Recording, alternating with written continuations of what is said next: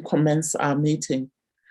This morning, I was reading in the book of Genesis, and I came across a very interesting story in Genesis chapter 4. Genesis chapter 24. And this is a story where Abraham sends his servant to go and find a wife for Isaac, his son. I'm just going to read verse. So before I read the text, Abraham says to the servant, swear, take an oath that you will not allow Isaac to marry from the Canaanites, but you will go back to where I come from in Mesopotamia and find a wife for him from amongst my people. And of course, his servant agrees. And so he then takes off on a journey with other servants to go there. And as he does this, he prays to the Lord that the Lord will point him and lead him to the right person that is supposed to be Isaac's wife. And so he says that whoever is going to give me water to drink when I get to the well, but also water for my camels, that will be the sign that this is the young lady that should become Isaac's wife. And so in verse 15, this is what we read. And it came to pass before he had done speaking, that behold, Rebekah came out, who was born of Bethuel, son of Milcah, the wife of Nahor, Abraham's brother, with her pitcher upon her shoulder. And the damsel was very fair to look upon, a virgin, neither had any man known her. And she went down to the well and filled her pitcher and came up. And the servant ran to meet her and said, let me, I pray thee, drink a little water of thy pitcher. And she said, drink, my lord. And she hasted and let down her pitcher upon her hand and gave him to drink. And when she had done giving him drink, she said, I will draw water for thy camels also, until they have done drinking. And she hastened and emptied her pitcher into the trough and ran again unto the well to draw water and drew for all his camels. I don't know how many camels were part of this train, but I was just so struck by the generosity, the compassion that was in Rebekah. And I couldn't help but say, this is a child that was raised well. Now, I know that most of us here are mothers with daughters, and even sons for that matter.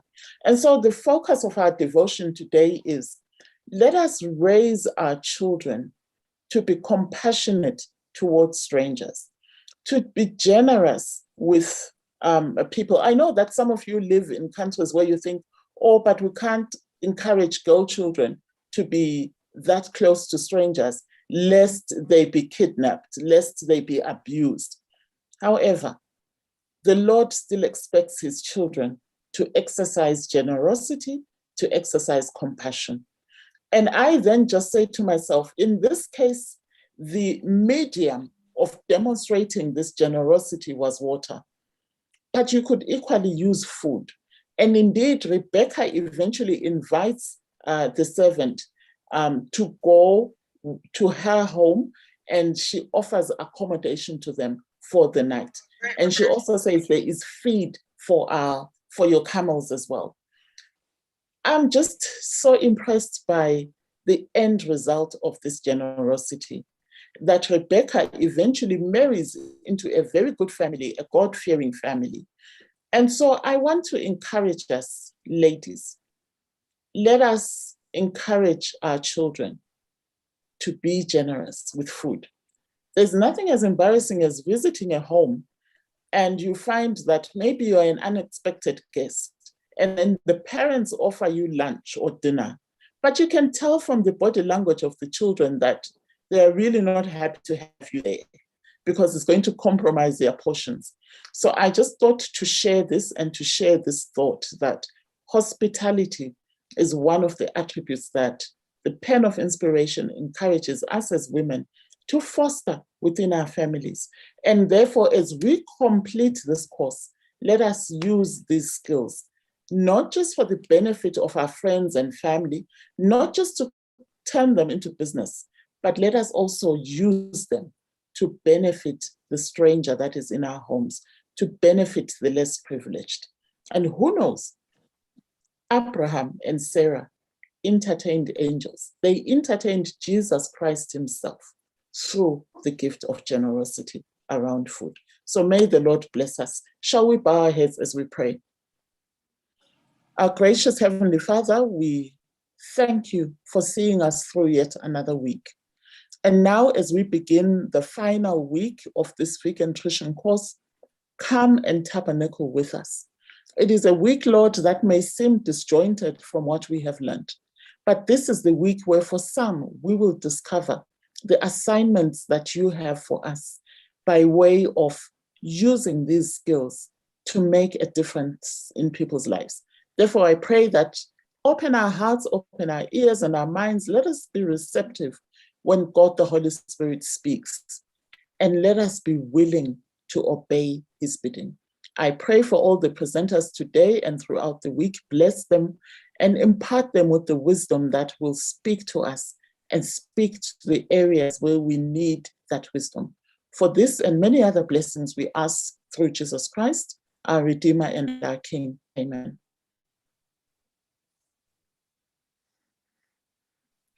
Amen. Hi, Davina. Thank you very much, Lucy. Welcome, everyone.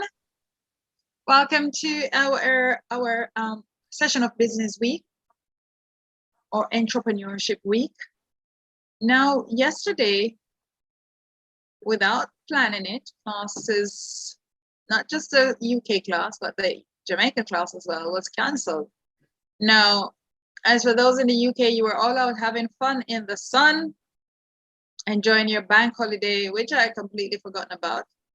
Then we posted a message in the group that the class is canceled. And of course, the Jamaicans and the Americans who were not having any holiday read that message and just took it that class was canceled. So I went through the very same experience with Myrtle that Lucy and I went through, sitting down there wondering where are the students. And then only to realize with a couple that came on that they said, oh, we thought class was canceled. The way how the message was put, we read it that the class was canceled. So we eventually canceled the class altogether. And but I did share the videos that were done yesterday in the group. Now to start today, we're gonna start with Myrtle, who is gonna share for you how she set up her own business. And this is to motivate you, to encourage you that if you've got a skill, if you've got a talent and the Lord is putting it on your hearts, any at all, to start something in his name, to start something that you can use to reach others while you earn an income in your pocket, here you go. Myrtle is going to share with you how she did it, right? And how the Lord helped her. And bear in mind, it's not always a bed of roses, right? But one thing you know for sure is that the Lord has promised that he will never leave you or forsake you. And when one door is closed, he opens another one. And you will find people, even in the name of the Lord, who are demons. All right, so we will have Myrtle, and then after Myrtle, we will show you the videos that we shared in the classroom yesterday. We will then share them.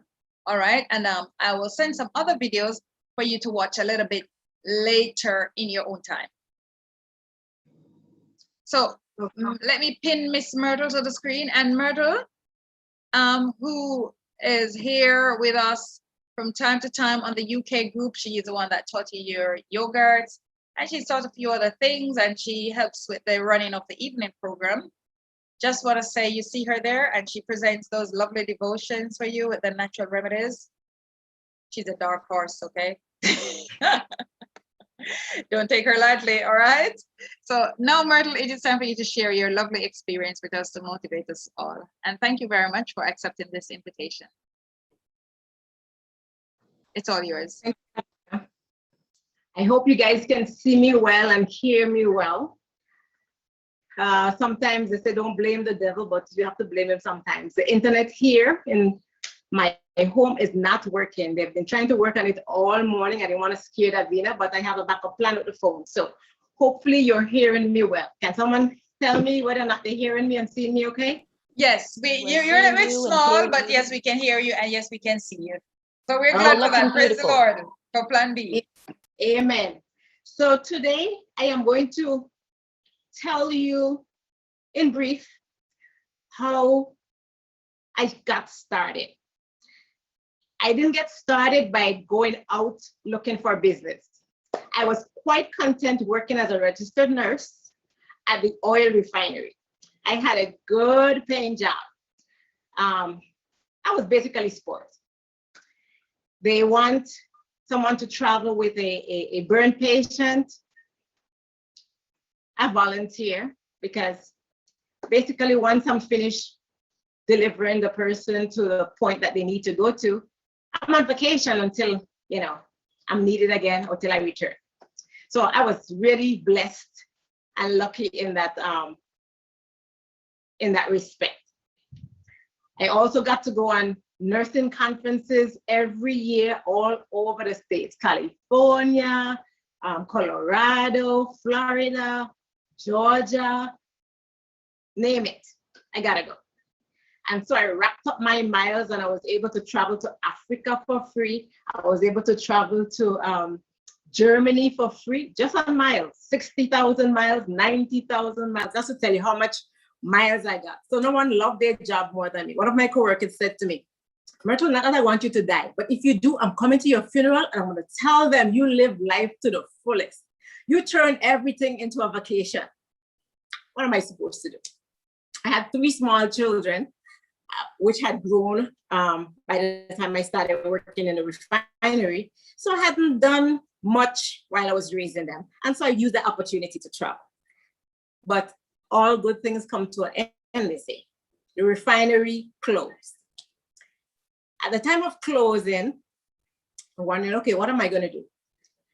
But this gentleman who owned the business prior to me, he called me one day and he said, one of your coworkers told me to call you to ask you if you'll be interested in buying and purchasing the business.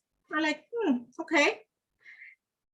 He said, she said to me that if you're not interested, then she would consider it. Because I'm saying to myself, why she didn't just take the business? It was a good business. Anyway, I like hands-on. I like being one-on-one with clients. So owning a business was really not in the back of my mind at any point.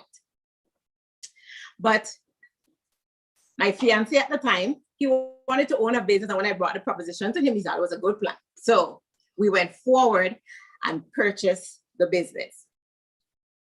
A couple of years later, that business partnership didn't end very well.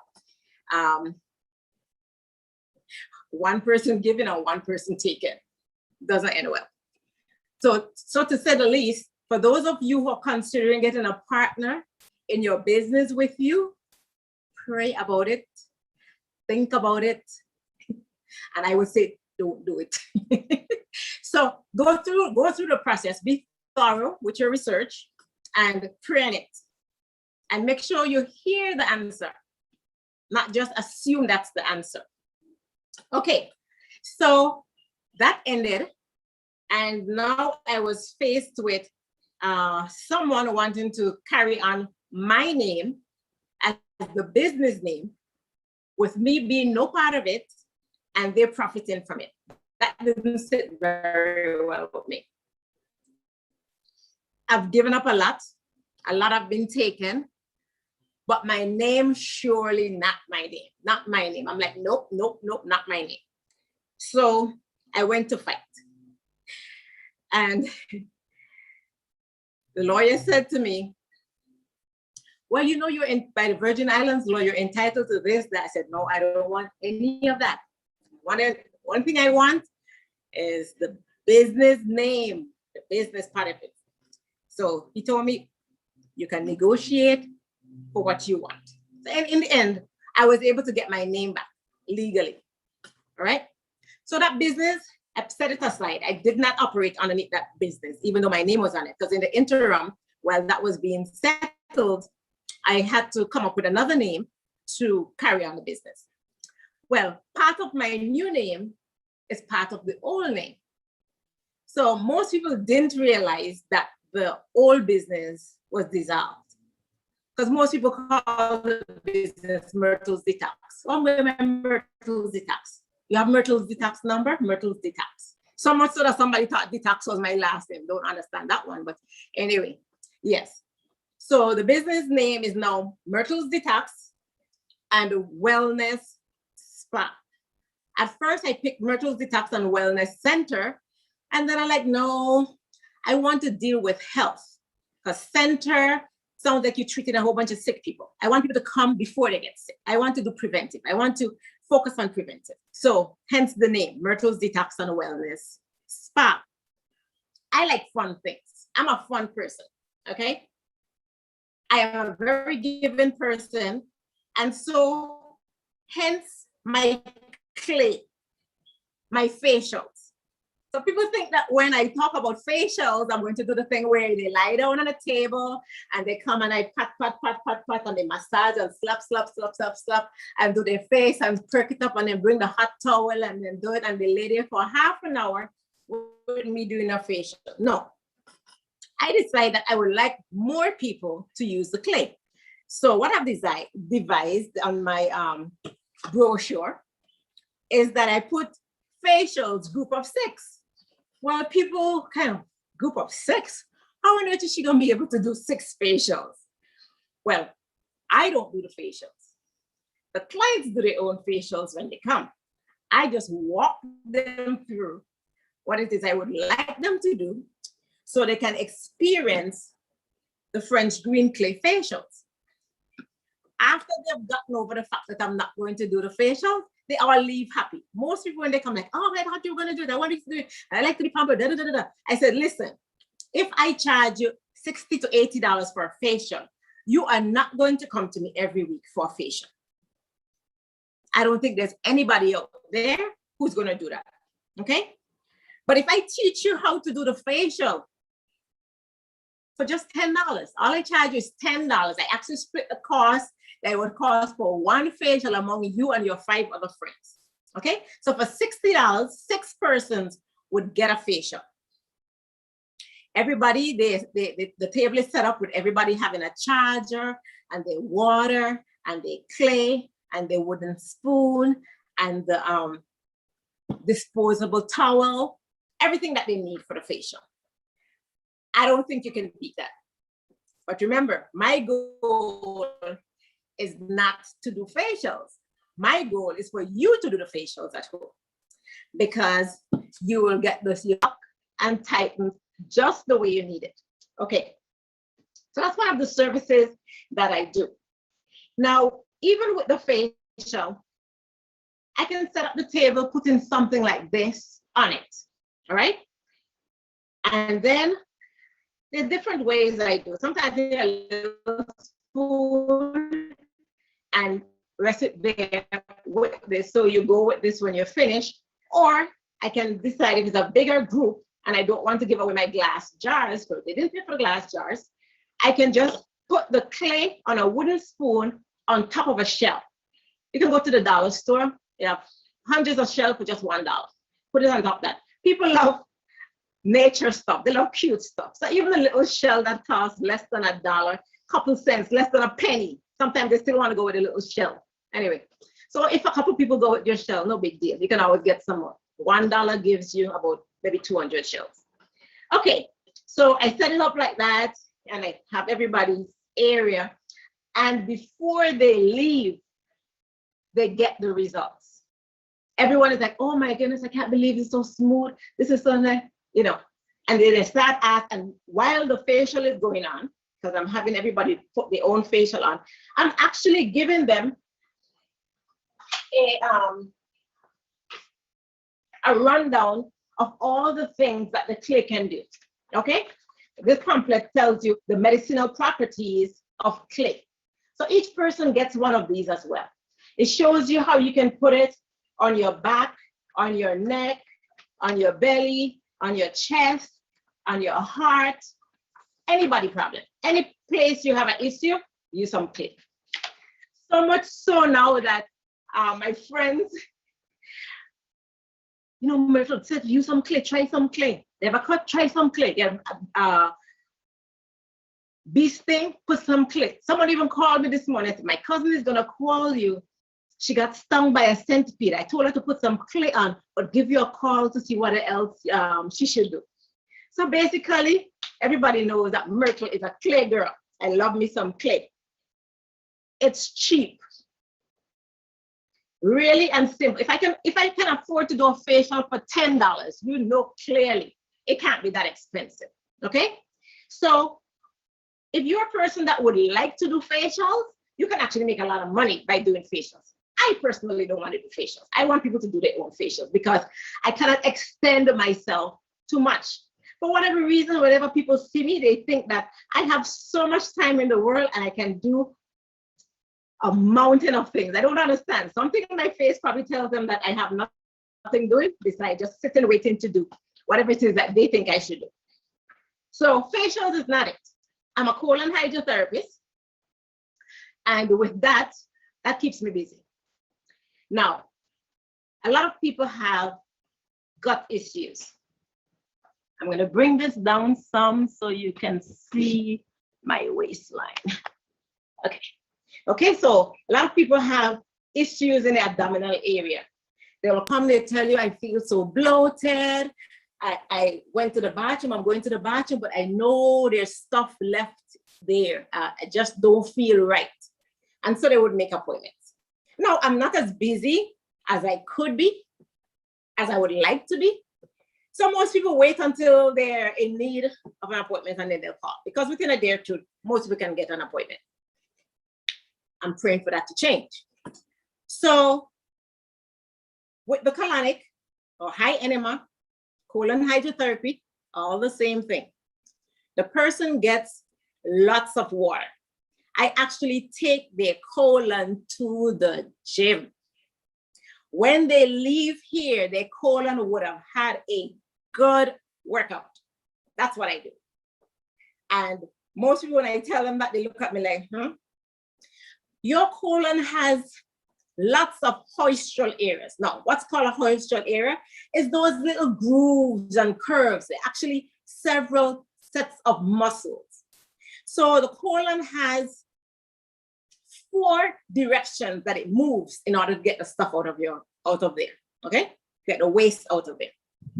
It moves forward, it spins, it elongates. It's like you go into one and then that squeezes and goes into the next one. That's why you have those little grooves. If you look at any drawing of the colon, you see groove, groove, groove, groove all the way around.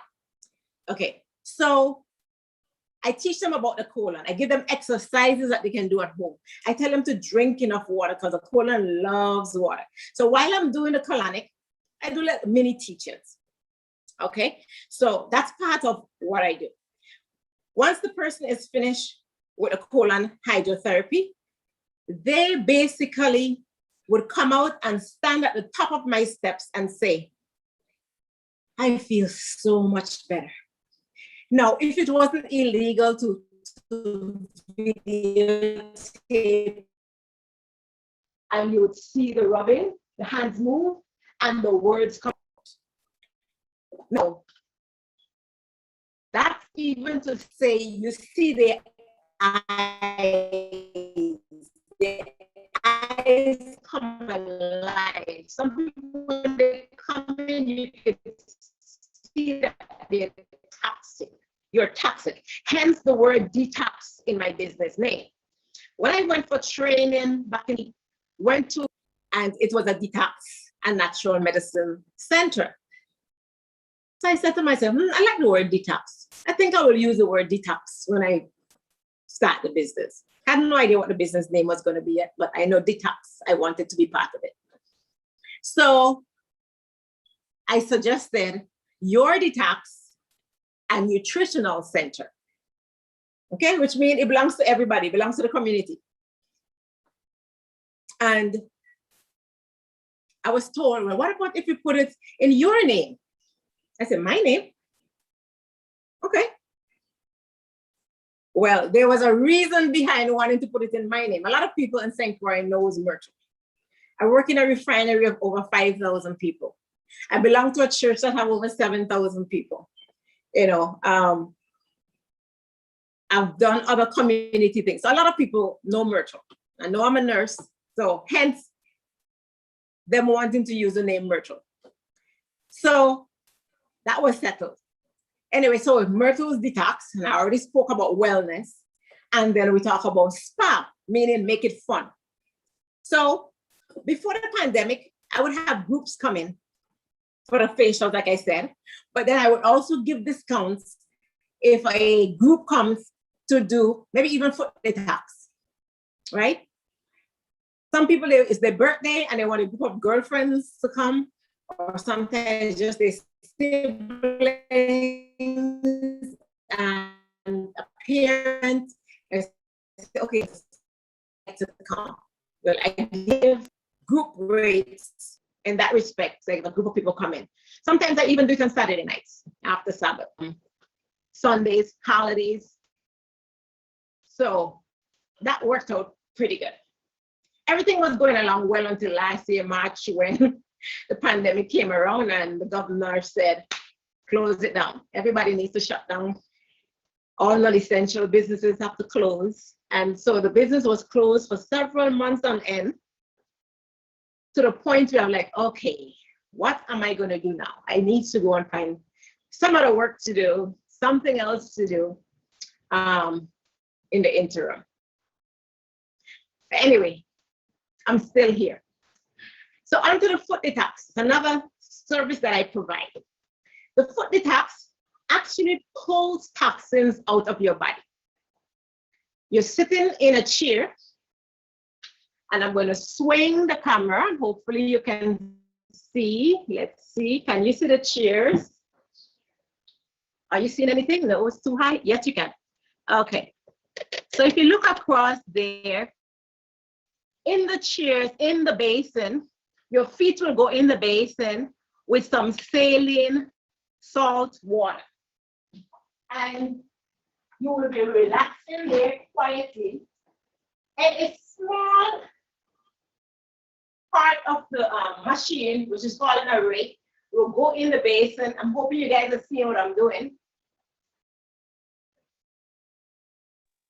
I'm not hearing anybody say anything. This is, yes, we are. This is the equipment here that goes in the basin with the person's foot and the water. Okay? It's connected to another part of the machine over here. That's called, this is the motherboard, and this is called the array. So the person's gonna be sitting for 20 minutes undisturbed. I tell them for the 20 minutes, I won't be speaking to them, and I don't want them to speak to anybody else. Even if they have a family member here at the time with them, it's better if they do not speak to anybody during the session. All right, so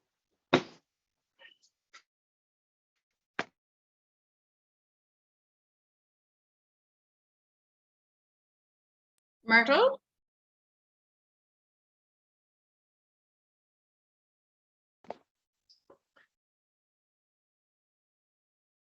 So here we have it. Okay, so there's different colors. There we go. There's several colors that would be in the water, and the different colors would represent the different body parts that were clean. So for example, if you see yellow, green, that would mean that the toxins came from your joints.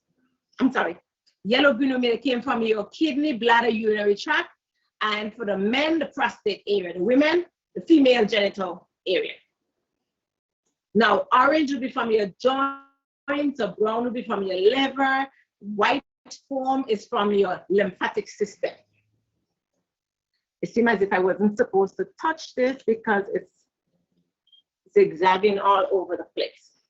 Okay, so as I was saying, the different colors represent the different body parts that were cleaned. I don't diagnose. I do not diagnose. I can only tell you that your body should function better after you leave than when you came in. Some people come and as they sit in the chair and the 20 minutes pass, that's how long the session takes, the joint pain is gone, the back pain is gone. I do not guarantee that because different people get different results. Some people have to do several sessions before the pain is relieved, and other people, within one session, the pain is gone. When chikungunya was going around, I've had family members who brought another family member in because they were in so much pain and they were unable to move and they were able to walk back out, okay? Now, it's not magic. The more toxic you are, the sicker you're gonna get. That's the whole baseline. That's the bottom line, okay? You have to get rid of toxins to get rid of disease. You have to get rid of toxins to get rid of fat, okay? Like someone say they want to lose some weight. Well, toxins like fat and fat likes toxins. You need to get rid of one to get rid of the other. So which one is easier to get rid of? The toxins, of course. If the fat was easier to get rid of, everybody would be skinny. Okay, so toxin removal is what I do. So people will come for this and they would come in groups. Some people, they're scared, they don't know what the whole detox is all about. So they say they would rather come with someone else when they come in. Well, when the pandemic started, I reduced it to one person in here at a time because we didn't know how this virus would affect us. So once we were open back up, I say, okay, one person at a time, because working with a mask is hard. It's hard on your heart and on your lungs because the exchange of oxygen is not free. So therefore, the body's working harder when you just do a simple task. So I just wanted one person at a time. When I put the person in the room to do the colonic and I come outside of the door, I will take off the mask so I can breathe. And then when I need to go back in, I go back on my mask and go back to the client. So hence the one person at a time. Now, if I have people all over, I have to keep on that mask for the duration of time that they're here according to the government. So I decided I didn't want to do that. But I've since changed from 1 to 2. Now I said 2 persons here at a time. So that, you know, if someone wants to come with a friend, a mother, that's unless the person is disabled. That is. So if somebody's disabled, sure, they can bring a family member because that's going to help me as well because they know the person better than I would and will be able to assist me in helping them. Okay, so that's the foot detox. The first chair for the foot detox is close to the step down. So that is actually for disabled persons, which a lot of times that's the chair I use most. But then someone wouldn't have to step down to step back up. They just go there and sit down and it will be right in the chair. Okay. If someone is disabled and comes in a wheelchair, I can actually do the detox with them in the wheelchair. Because as you look on this diagram, you will see that there's a little basin that's in the picture. That's the original basin for the foot detox. When you purchase the system, that is what the detox basin looks like, okay? So I can do it in a chair. I can actually go to somebody's house and do it. As a matter of fact, I used to go to St. Thomas and on the weekend do sessions. I'd go in the morning. Sometimes I come back that evening or would come back the next morning. So it was just a matter of lifting the basin, filling the basin, putting the basin down, have them put their feet in the basin, then I connect the little array and the motherboard to the basin to do the detox. If you look in the back of this flyer here, you'll see one of the results. Now, once they come to the spa, it's easier for me to do them in the pedicure chair. It saves my back. I wouldn't have to lift all that water, fill up the water, process them, dump the water, fill up the water. When you're doing that all day, it could be really tough. When I go to St. Thomas, in the evening, I just want to put my legs up and not speak to anybody because I'm lifting 2 gallons of water back and forth all day. Sometimes I do 18, 20 foot detox in one day when I go to St. Thomas. Anyway, I don't go over there anymore. I decided to stay here and just promote my business here instead of traveling back and forth. All right, so I make flyer. This flyer was actually designed for St. Thomas, okay? So this one was specific to St. Thomas because I used to use my St. Croix flyer, which has all my services on it.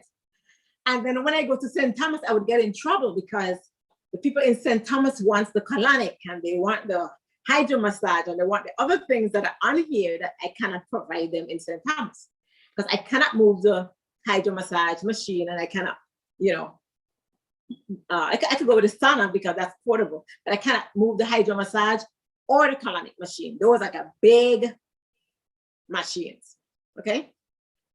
If you look in the front of this flyer, you'll see how big that machine is. It holds 20 gallons of water. And to the back of this same flyer, you'll see the colonic machine is pretty big as well. I'm lying on top of it right now with clothes on just to demonstrate how you would lie on the machine. Okay, so those cannot be moved. So when I go to St. Thomas, they used to fuss when I just give them my regular flyer.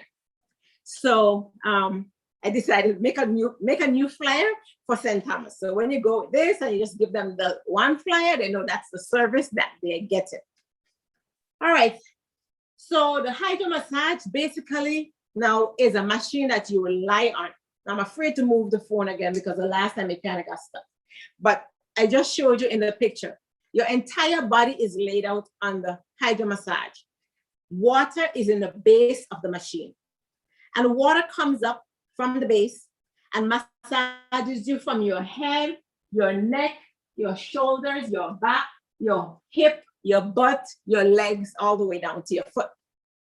If you have a point in your body that you have pain, like you probably have a muscle that you pulled or muscle that's aching, or that one spot right there, well, you can actually just stop the machine there. You press it and stop it right there and let it work out. Let it work out the spot. And then when you're ready for it to go, you relieve it and then it continues journey.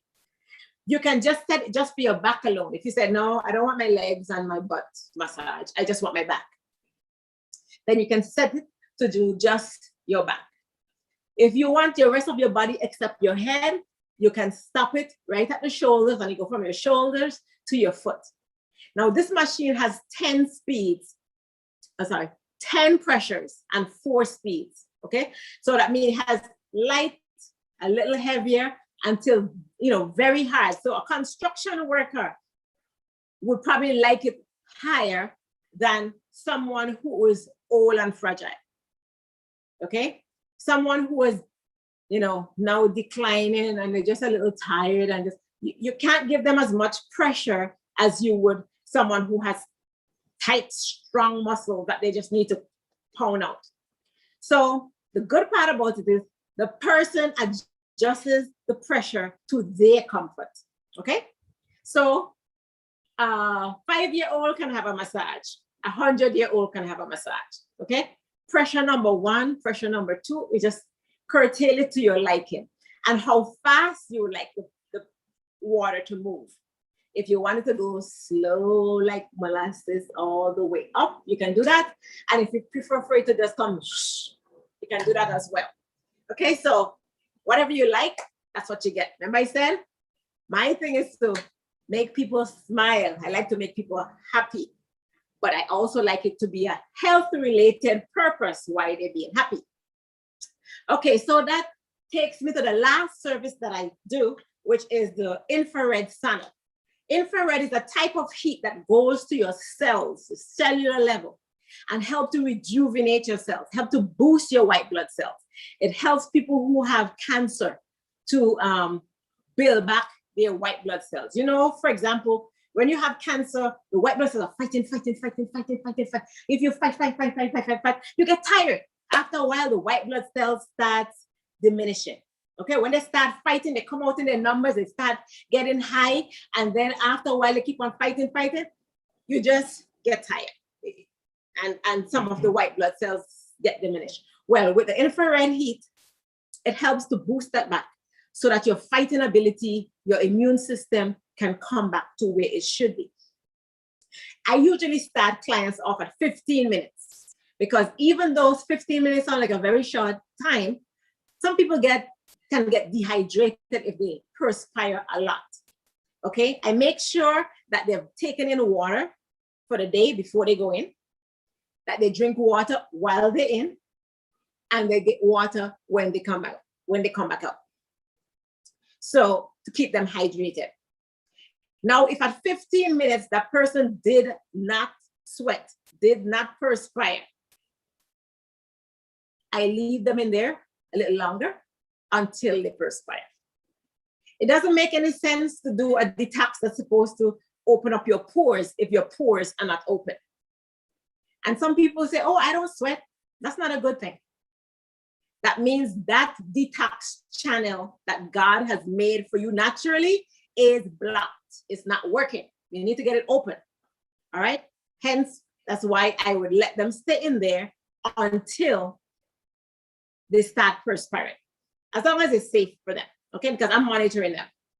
And I must say, one of the reasons many people tell me that they come to me is because they know I'm a nurse. When I went for my license years ago, they said they attached my nursing license to my colon hydrotherapy license. I'm like, why did they do that? I don't need to be a nurse to be a colon hydrotherapist. I'm like, well. Anyway, I didn't have a choice. But then after the clients started coming, I said, oh, I heard you were a nurse, and that made me comfortable to come to you. I said, well, thank you, Lord. I guess you started that in the plan.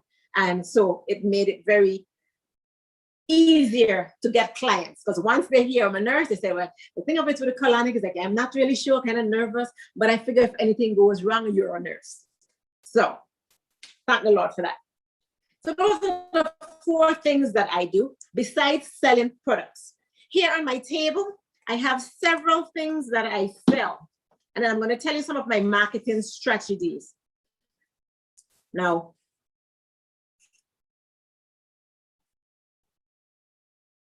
we have here some sprays. Some of them boost your immune system. I have sprays for the brain. I have sprays for weight loss, sprays for sleep, and they're all made from natural ingredients, okay? I also have natural perfume.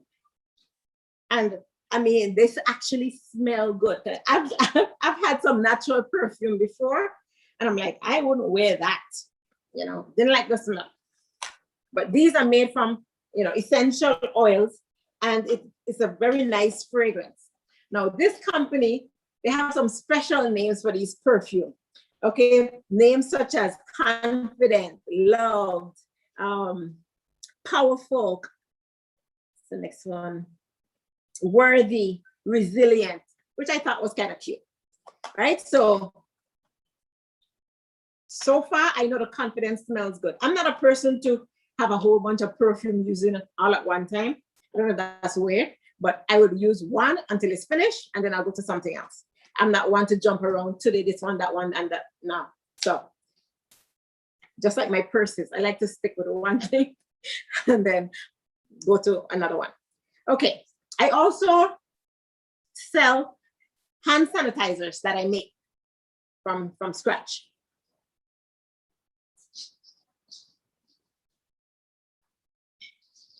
I actually started making a batch today, so I'm going to fill up some more. See my big gigantic bottle here.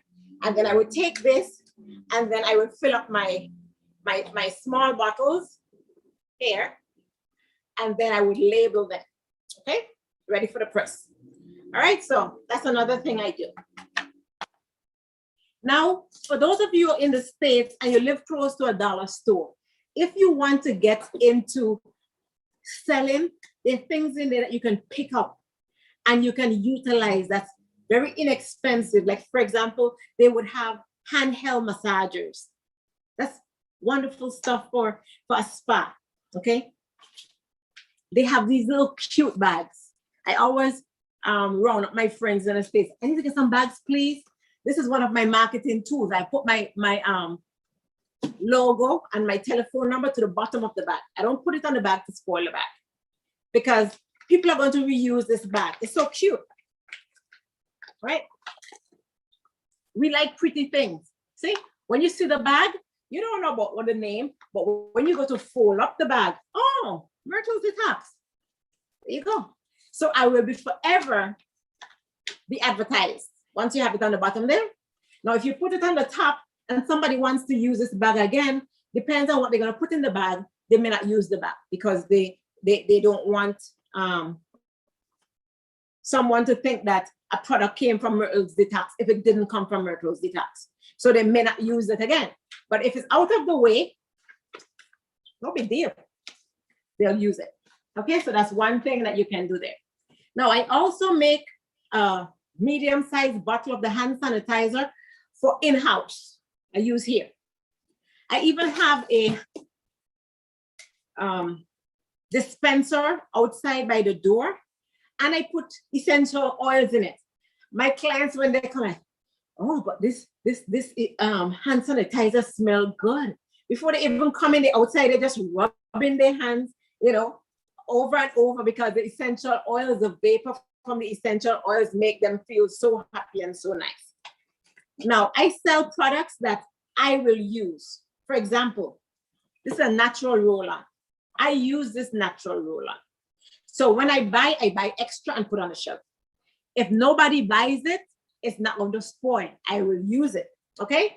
That's how I start off with some of my products. Now, the one thing that I do carry, or tend not to run out of, is this product. It's called Temple Cleanse, and it's talking about this temple, okay? It's talking about your colon, because some people, no matter how much you tell them how good a colonic is, they're not going to do it, because somebody has told them that colonics are dangerous and are not good for you, and so they will not try it. Or they say that nothing is supposed to go that direction, so they will not do a colonic, no matter what you say. Okay, so this is the next best thing. I have a flyer that tells them about it. Children ages 2 and up can use it. It's gentle. It doesn't cramp. It doesn't have you come to the bathroom. I need to come. It doesn't have you like that. You can take it before you go to sleep. When you wake up in the morning and you go to the bathroom, it will help you to put out more than you would have put out on your own. Okay? You can take it several times for the day, as long as there's 4 hours in between each time you take it. You can adjust it up, the amount of capsules up, or you can adjust the frequency. It's all up to you. Then also, I spoke about the clay earlier. I have the clay in some smaller sizes here. People like convenience. And sometimes you can make money just because of convenience, okay? So someone wants this small bottle, right? So you tell them this is $4. This is $20. But this is 8 times this size, right? So, you know, if you do the math, they're saving if they use this one. But someone is going away for a week or maybe a month. This is too much to walk with. But this can be, you can travel with this. The same thing goes for the shea butter. Something this size will fit in your purse quicker than something this size. So you split this into this size and you make a profit, okay? Like I said, one of this is for 4, 3 for 10, 1 for 20. Some people, if they're smart, they will buy 1 and this. Because basically all they want is this jar, because that's the size they need to travel.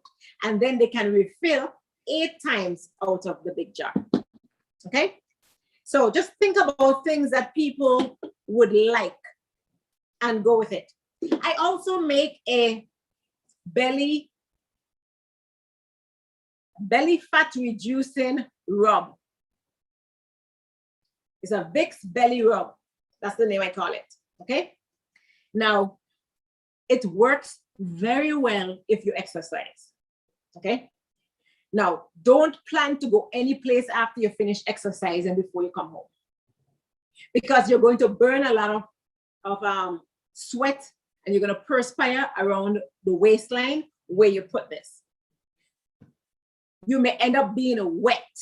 So you don't want to plan to go shopping in your exercise clothes. You need to come home. All right. So that's one of my little secret weapons there. I make this to order. So if someone calls me today, say, Myrtle, you have any of those Vicks Belly Rub? I can have it for them either later this afternoon or tomorrow, because I make it to order. Now, in the spa, you have to think ahead. Like I was talking about the dollar store. This is the item from the dollar store that I thought was very cute. This is to actually hang up your purse. You can buy this, put it inside, someone can put it in their purse, and when they go out to dinner, they hang it on the table and hang their bag, or they go to church, they hang it on a pew and hang their bag, so that the bag isn't on the ground. I hate to see women's purses on the floor. So this can help you save some germs from you taking germs home. All right, so that's another simple little idea there. Now I also, in my spa, I went to the dollar store and I picked up a whole bunch of glasses. Sometimes people come and they say, oh, I did not have to fill out a form. I didn't walk with my glasses. Well, I have glasses here. What strength are you? You know, and if they don't want to use glasses, I have a magnifying glass, because while they're filling out the paper, I could be doing something else until I come to review the paper with them, because it's just me. So you have to think about ways to help yourself save time and save energy. I also make the toothpaste. You can make it from a mouthwash. You can make it from your clay. Just put some clay with your water, distilled, mineral, whatever clay with the water, and then put some essential oils in there and use it to brush. If there's a good mouthwash that you use, you take the mouthwash, you put the clay in there, and you use that. Now, inside of my jar is a little spoon, okay? And the spoon stays in there. It's made out of coconut, all right? It stays in there. The handle, I touch the handle, it stays inside there. And so that each time I would put on my toothbrush and I can put it back inside there, okay? What we eat, what we brush with, what we put in our hair, what we put on our skin should be edible. Because guess what? It's going into your body anyway. I remember once I was trying to borrow a spoon from someone's kitchen to mix the clay for the facials. And they were like, oh, no. That's for doing food. I can't give you that to mix the clay. Well, the clay is good stuff, okay? The clay is not going to do anything to your utensils, because when you're mixing clay, you need to use a wooden spoon. So your wooden spoon from the kitchen is just fine when you're mixing the clay, okay? All right. Now, I also have some essential oils. I have a personal bag with that are combinations, and there's some that are single, all right? When I mop, I use essential oils. When I, in the diffuser, I put some essential oils. I use essential oils to spray the air. If there's someone who took off their shoe and is like, oh my goodness, they're gonna kill me. Essential oil. The essential oils to get rid of odor, essential oils to help you feel better. Oh, by the way, the clay, if you're getting a sore throat, you can use the clay around your neck to get rid of the sore. You do it as soon as you feel that pain. And within an hour, it's gone. A lot of us, we wait too long to act. Have a sore throat, we just stay there and we just try to be quiet and not say anything, as if being quiet is going to take away the sore throat. We don't even gargle with some salt water, some lime water. We just, you know, we tell you that, like, have a sore throat, but you haven't done anything about it to get rid of the sore throat. Put some clay. You can even gargle with the clay. All right. So I think someone texted me just before we started to ask me what brand of essential oils I use. Now, all essential oils are not the same. Now has a very good line of essential oils, but you cannot drink those, okay? doTERRA has another set of oils that you can use, and some of those are ingestible. Now I'm going to put my information in the chat again, if you guys would like. I can put that in there for you to be able to link to doTERRA and get some products, whether it's a diffuser or the essential oils, and even these things that I'm telling you here. Weight loss is a big market. And if you can find a weight loss that's made out of natural products, thumbs up. Okay. I do presentations for different public groups, schools, churches. I do not charge for those. Okay, schools and churches, I do not charge. But if you're a doctor's office or you're a bank, if you're anybody who make money, then I think it's only fair that you pay. So that's my policy in reference to that. You may not be able to buy a big hydro massage chair. You can use, just like how I started off using these little backrests. You put these inside of a chair and have the person sit on it. And there's some balls in here that massages right on the outskirts of your spine, up and down. So it covers your back, all right? So that's one thing that you can do. Now, you can also use a handheld massager. Okay, you're gonna have to put some elbow grease in this one. Once you start doing this, know that people are going to line up and nobody's gonna be thinking about you that you need a massage too. They are just, you have to cut off when it comes to this, okay? So that's another massage idea that you can use. Now, whenever I can find something for people to do for themselves, I am right there pushing them, because people will wear you out as much as they can. But you want people to do for themselves as much as they can. That's what I learned in nursing. You don't do for the patient or the client what they can do for themselves, because they will burn you out and then you want to see anybody, okay? So this is a handheld massager right here. If you look, you see the little balls. This feels very good. You can do your entire, just about your entire body with it. Look. Okay, I can reach just about any place with this. So therefore, you want to get people to do for themselves as much as possible. Okay, so they come and they do the hydro massage. They may not be coming back for another one. You have these for sale. Oh, you know what? Let me carry that, because I can probably do a massage for my wife, or I probably can do a massage for my husband. So you get a sale for these as well. So items for pain, items for cleaning the air, items for respiratory health, like some of the essential oils are called Breathe. Some of them is like On Guard. They help to boost your immune system. All these things. Now we also look about getting empty jars. You can just repackage things and actually make money just from repackaging things so other people can have a smaller amount. Someone may not be able to buy a whole big jar of charcoal. Repackage it. Put charcoal, 100% charcoal, put it on there. And somebody will come and say, you know what? I will buy this so I can try it. And then later on, they probably go and buy the big jar. But they want to be able to try it before they purchase a $25 jar of charcoal.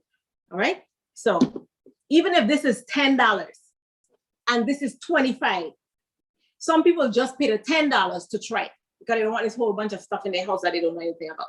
So just keep that into consideration. I give away free material, okay? This is a book from our church. We have books that we give out to the community. And I've gotten some from the church to put here so my clients can have for free. I've also gotten books that talks about digestive health. This one says, what is wrong with my stomach? You know, that I give away for free. I also told the last group, I make the hand sanitizer, I make the small clay, I put them together and I give them out at certain times of the year, or give them to clients who spend the most, or clients who come most often, or clients who refer the most people. I look out for those. I appreciate their business and their help. And I always say, thank you. I got your referral. Thanks for the referral. You know, even text my person said, I said, how did you hear about me? Oh, Susie told me. And if I keep on hearing Susie, reach out to Susie. Tell Susie, thank you. You know, because Susie is working for you. And she's not even working for anything. But it would be nice to give Susie. Susie, I appreciate you advertising for me. Here is a gift for you. Okay, at this time, I'm going to stop and ask any questions. Because I don't have the laptop, I cannot see if there's any questions in the chat. So I need to. I hope you guys are hearing me, because I'm not hearing anyone. Myrtle, yes. Thank you for that excellent presentation as usual. But I have one request. Please share your little buttons, your little badges. What do you call them? Oh, my buttons. Yes, you know, I didn't pick up today. Please. They call buttons. And on these buttons, I'm going to go and pick them up in a minute. So the buttons, I actually clip to my my clothes, and the buttons have logos on them such as Just Detox. And then around the edge, it has my business name and telephone number. It has stuff like colon is boss, you know, or defog your brain. And I have them in different colors. I have different sayings.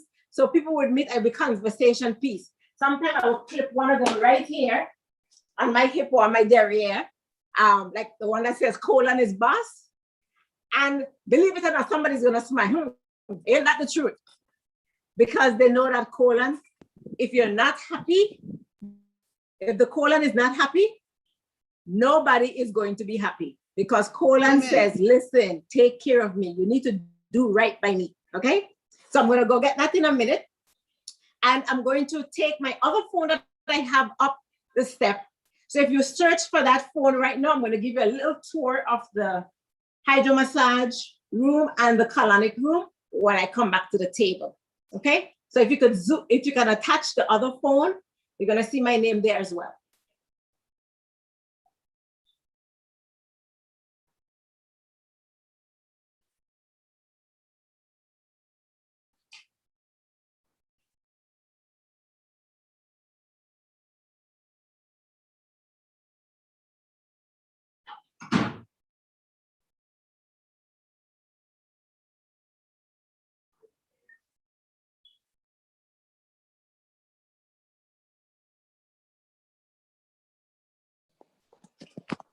Can you guys see me? Okay, so let me turn this around. So this is my colonic room here.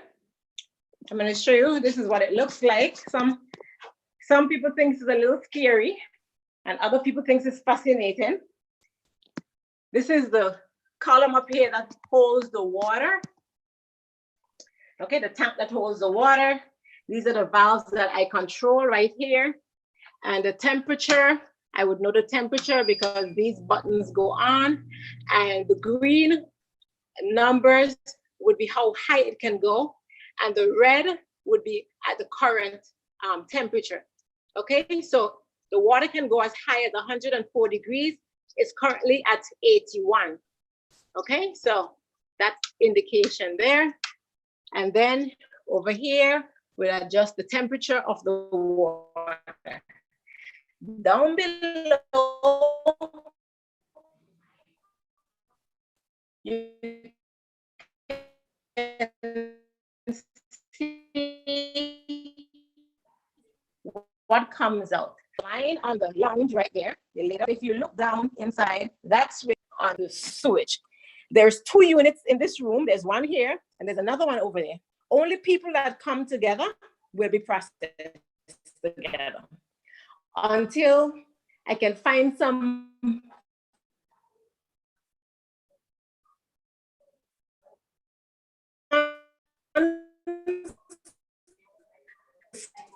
the room in 2.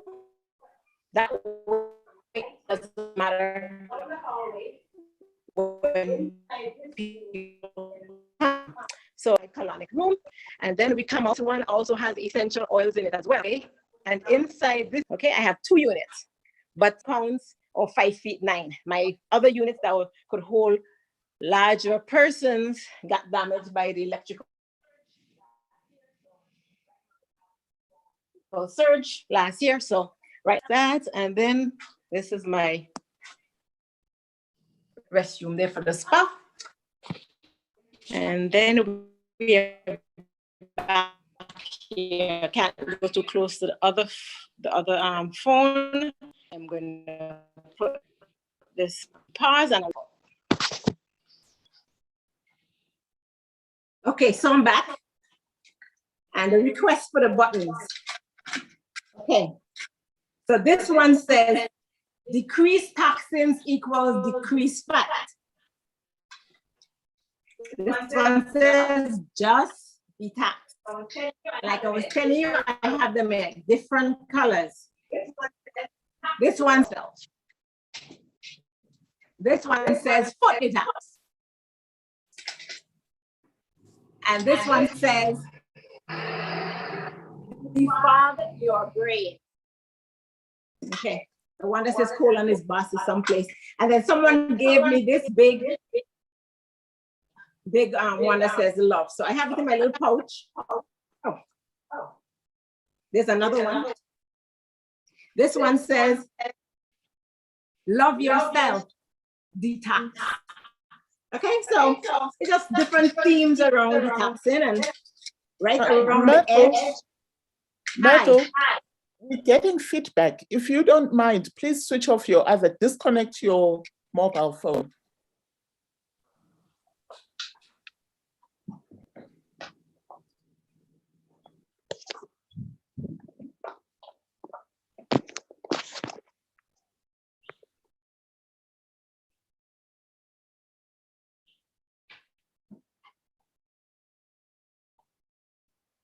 Okay. So do you need me to repeat anything that I was saying? I was reading the buttons. Did you guys got what the buttons say? Yes, we did. Okay, good. All right, so that's a form of advertising. I also have a banner that whenever I go out, I would use the banner around a table, and it's a 6-foot banner. So I'll put the banner around the table so everybody would know Myrtle's Detox is at the fair, under the tent someplace, or sometimes I would even put the banner at the entranceway of the function. If there's going to be no place at the table to put it, I'll put it there so at they would know that I'm on the inside. Are there any other questions?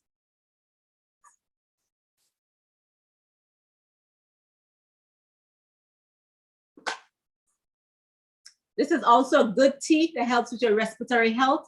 It has in about 20 different herbs in there, and it helps to open up your respiratory tract as well. So no other questions? Everybody's good?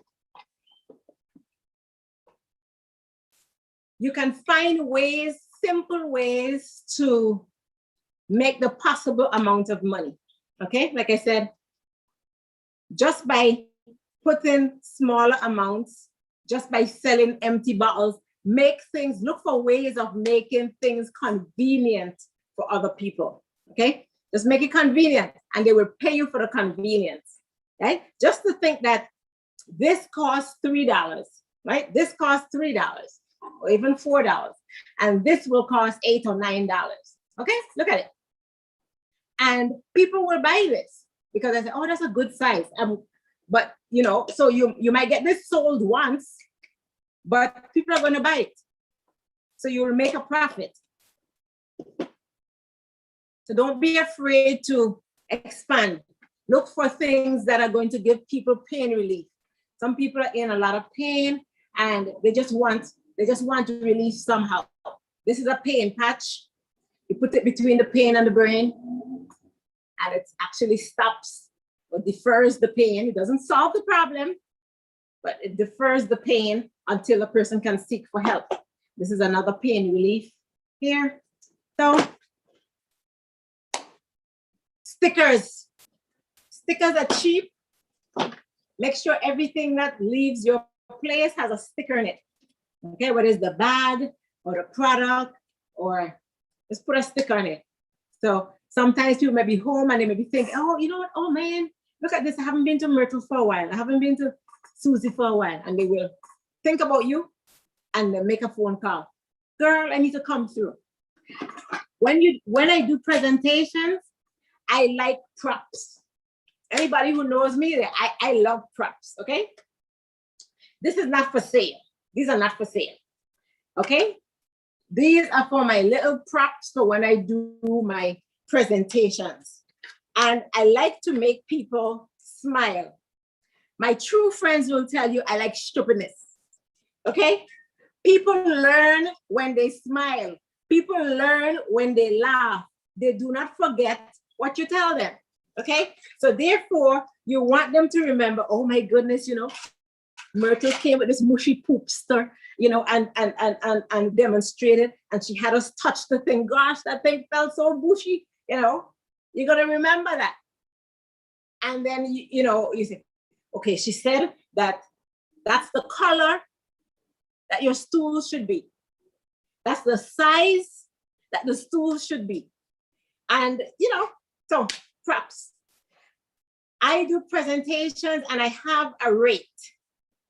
You need to know your value. You need to know how much your time is worth. Do not let people waste your time. My rate for half an hour presentation is $55. For each hour and thereafter is $100, okay? Don't tell me I want you to do 5 hours, but because it's 5 hours, I want a discount. No, it's $55 for half an hour. You want me to do an hour? I will do $100 and every hour thereafter, because I've already reduced it from $55. It should have been $110 for the hour. So you're already getting a discount. All right. So if there are no other questions, if there's nothing else that anybody would like to hear about or ask about.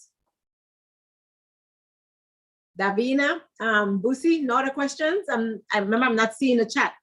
I've got a question. No, Are you working on your own all the time, Myrtle, or do you have anybody to help you? I am working solamente. Well, Okay. that's not true. I'm working me and him. Okay, okay. The two of us working. Are there any more questions, Myrtle? There are no questions in the chat, Myrtle. Does that people think St. Thomas is beautiful? I guess everything was clear. It was lovely. This one thing I can tell you guys, you need to know a little bit about financing or finances. You need to know if what you're making is enough to cover your bills. Because sometimes you may want to keep your prices very low, but if the price that you have your supplements or your services at is not covering your bills at the end of the month, you are going to have to adjust it, or else you will lose your business.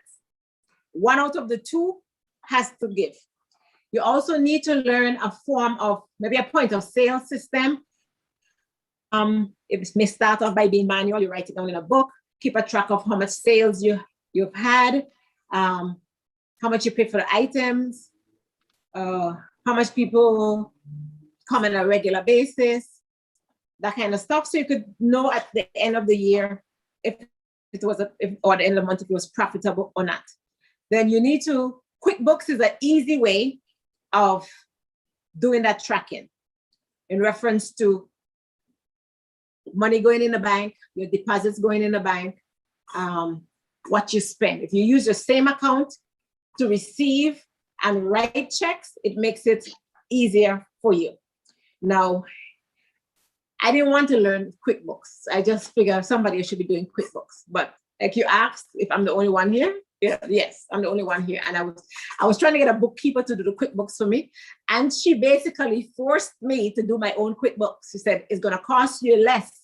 It's gonna cost you $60 an hour if somebody does, if she did it for me, versus me taking a couple hours to do it for myself. So she basically taught me how to do QuickBooks so that I can save in the long run and do my own QuickBooks. So it was a kind of hard lesson because I didn't feel I had the time to do it, but it was worth it. I can't believe I'm saying it out loud, but yes, it was worth it. And the initial fear of the setup, it will be overcome easy, because if you do it little at a time, you'll master it quickly. You just need to know when you spend this money for electricity, you put it under utilities. When you spend the money to buy the items, it goes under cost of goods. When you write a check to buy supplies, you put it where it belongs. So basically, that's what it is. And if you do it little by little, at the end of the year, you will be pulling out your hair that you didn't take the time to do it little by little throughout the year. Okay, so a good point of sale is good, and QuickBooks is lovely. Do you have much competition over there? There's one other person that I know of that does the colon hydrotherapy, but they do not have the same machine that I have. They have a closed system. I don't know if you know about colonics. There's an open system and there's a closed system. The closed system, the therapist is behind you with a nozzle, manipulating when you go and when you don't go. With the open system, the water goes in and the water does the manipulation, like, ooh, I need to go. And then you will release. So you're doing it on your own. There's no therapist or nobody else dictating when you go and when you don't go. That's the difference between the two. Most people in our area loves the open system. I'm the only one here on the island that has it, because it's not cheap. So I'm going to tell you about colon hydrotherapy. My community, some people think it's a dirty job.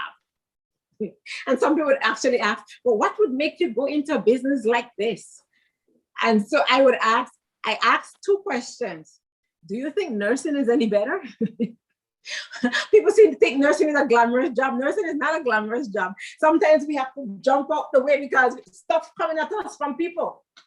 And at least with this one, nothing is getting on me. You know, and then I would also answer to help people like you. Imagine, I'm here helping you, and you have the nerve to be skinning up your face asking me what would get into a business like this, and you're in need of my help, you know? So people are strange, but it's not competition, because I don't think much people would want to get into this business.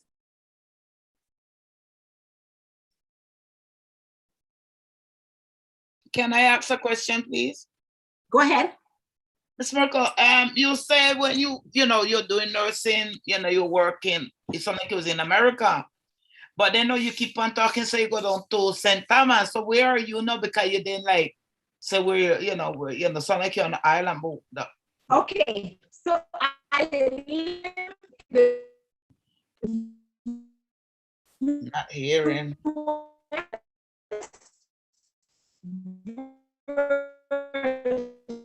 Not hearing. Not hearing.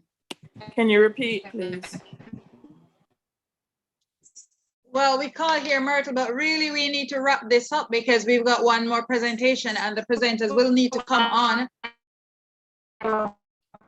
Myrtle, we can't hear you. I'm gonna ask.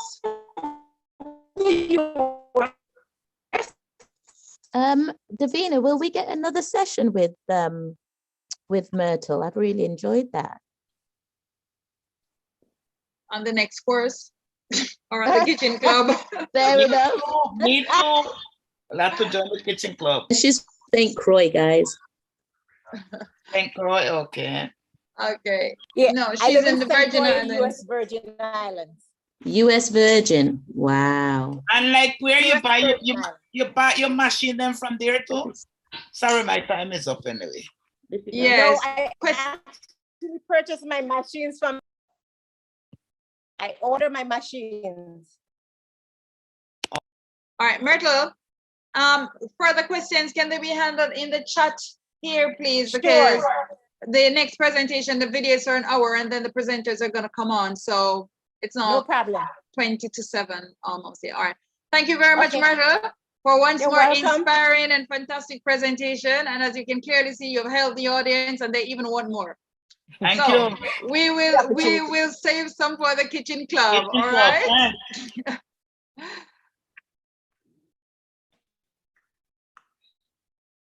Thank you. You're welcome. I'm just about to share my screen.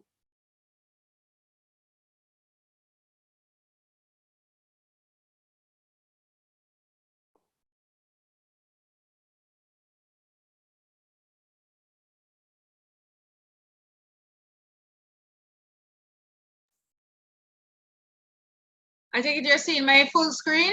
You're seeing Roberta and Michelle Sullivan. Yes. Okay. All right. So I'm gonna set the playback speed at 1.25 just so we can get things. So hello, Ad Agra, and we'd like to welcome you to the microgreen classes, day 1 and then 2. This is going to be the start. So just to introduce ourselves, we are Michelle and Robert Sullivan, and we have been growing microgreens commercially for a couple of years now, and we're just glad, happy that you guys have chosen to register and to be here today to be part of this seminar. Yeah, we're just really sorry we weren't able to actually be there in person. We really wanted to be there in person. But, you know, we were expecting that the US-UK travel ban would have been lifted, I think 31st of December, but it didn't happen from what we could see.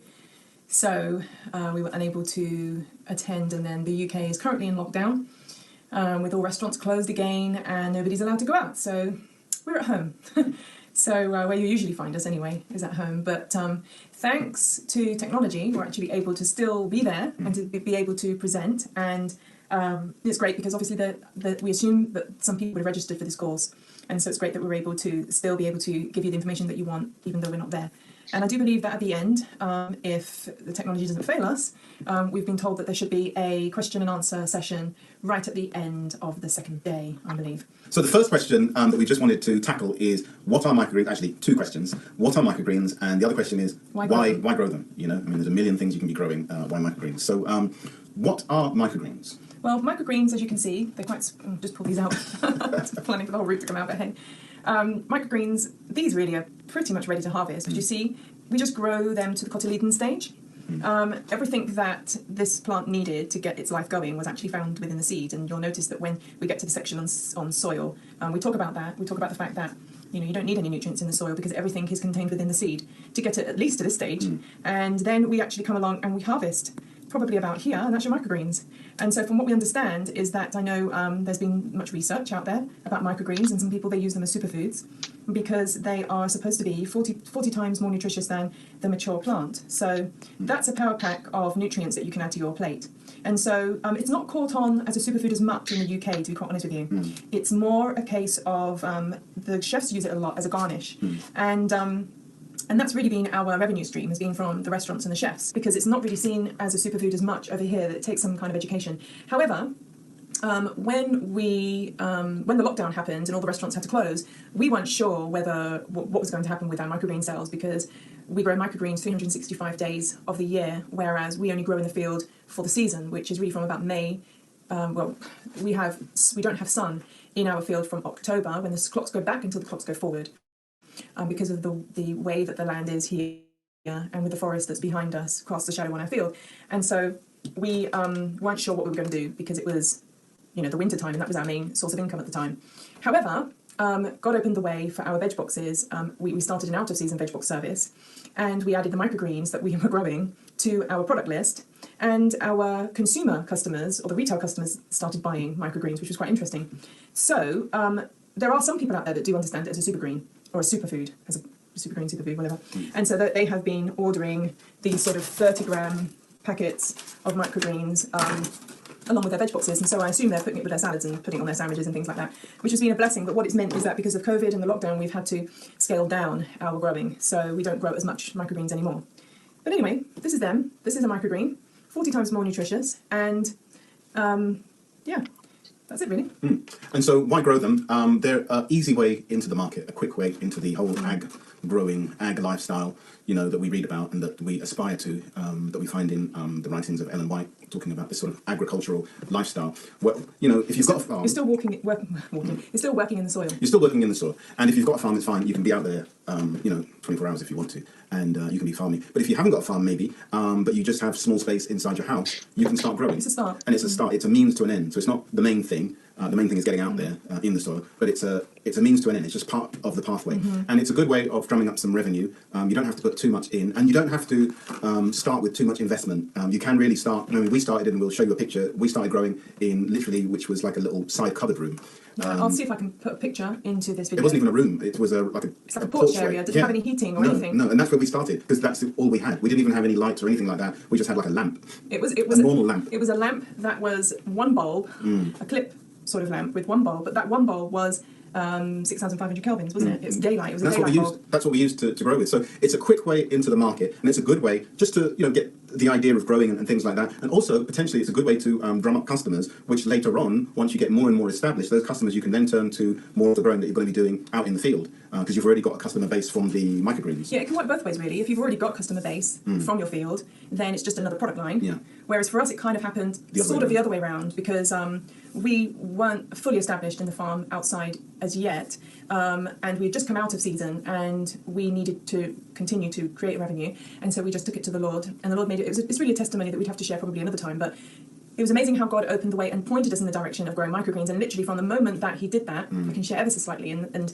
long story short, the Lord had pointed us to a wholesale customer, and we ended up walking away with a £2,000 per month microgreen contract, so to speak. But we didn't even have the space to grow that much microgreens, and that again is just another testimony for another time, how God then supplied the funds for us to be able to scale up from hardly anything to a massive room filled with everything. And so it was all his doing. We couldn't have done it by ourselves. So in this section, we're just going to be talking about microgreen seeds, as in what varieties we grow, and also the seeding densities, the amount of grams per tray, and also how long it would take to germinate once you've put it on the side here.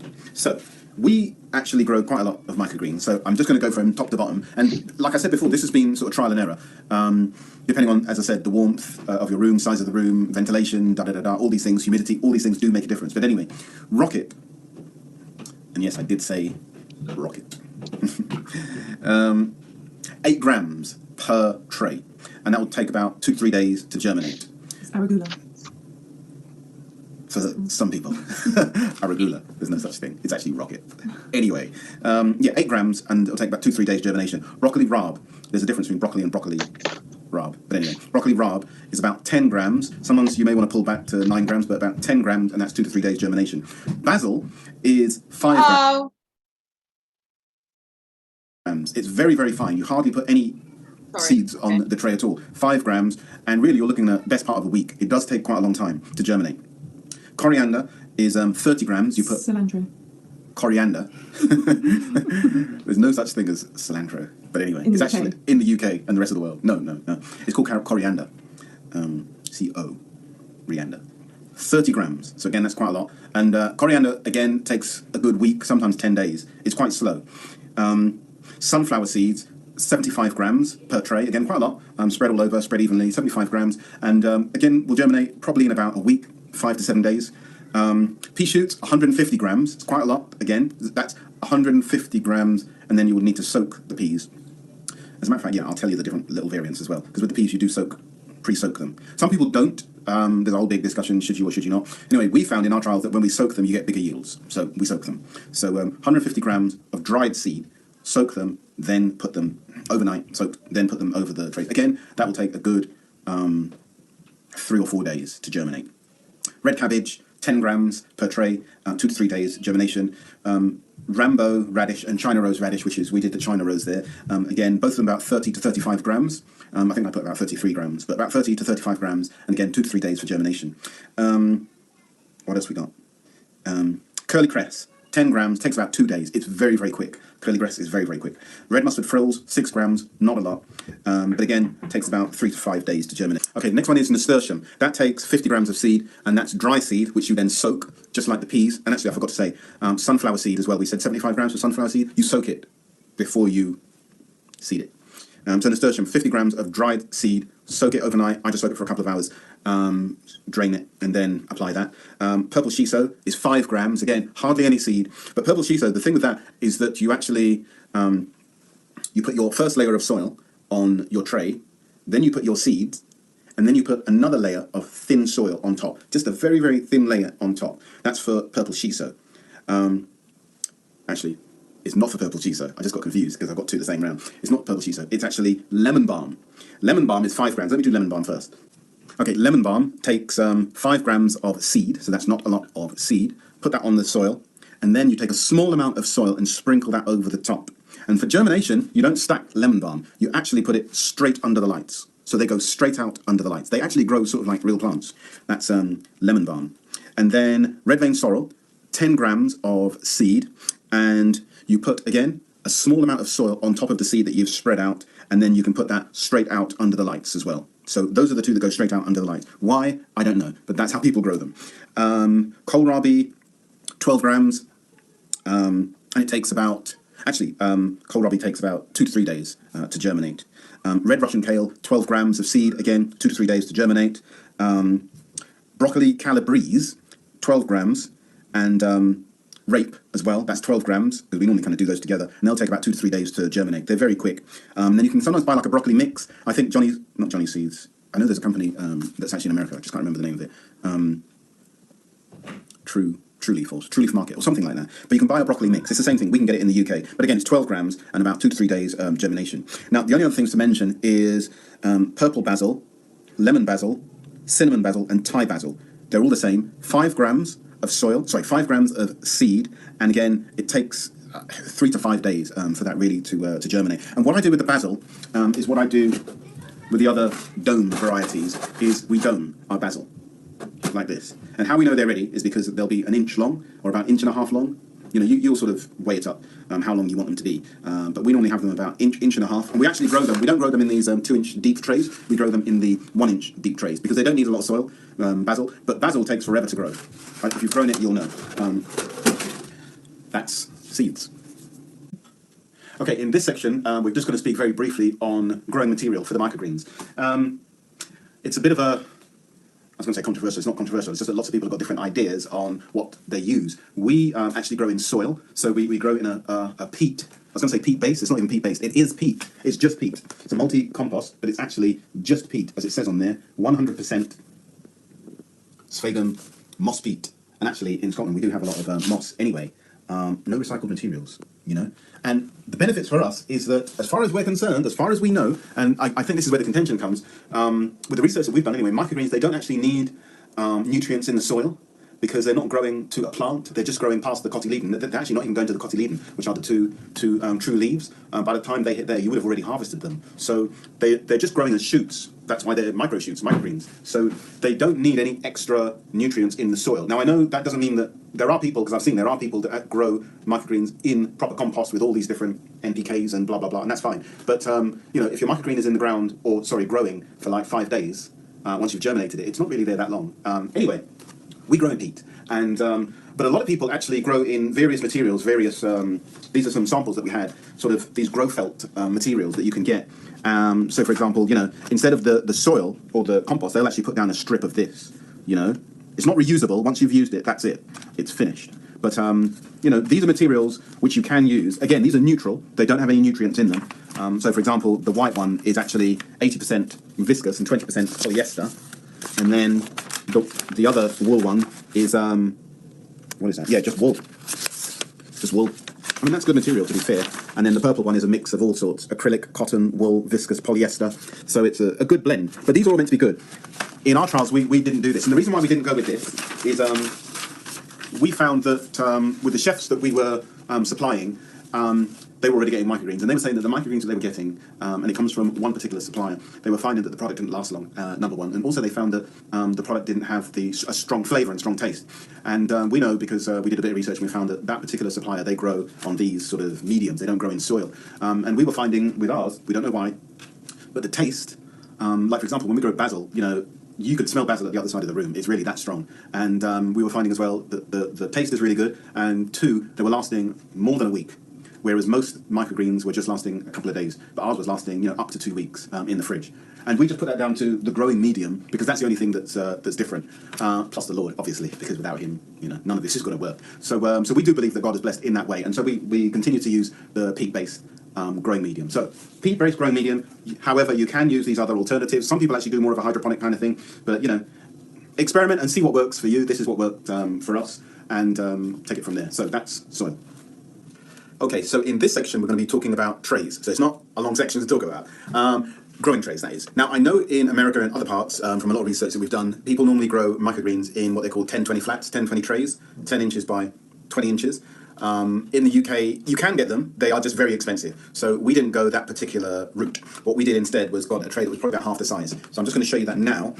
So these trays, let me show you, I'll show you, we decided to get 2 types of trays for each growing microgreen. We've got, the first one is a tray that's got holes in it, as you can see. Yeah. And then the second tray that goes underneath does not have any holes. And the purpose for that is that the one with the holes, this is what we're going to put our growing medium in and put our seeds on. And so when we water, the water will be able to drain out through the holes and go into the base tray. So that's the reason for that. Now, the other thing that's different, what we did with ours, is that we decided to get 2 different thicknesses, as you can see. So one of them is probably like about 1 inch, and the other one's probably about 2 inches deep. So that's the depth.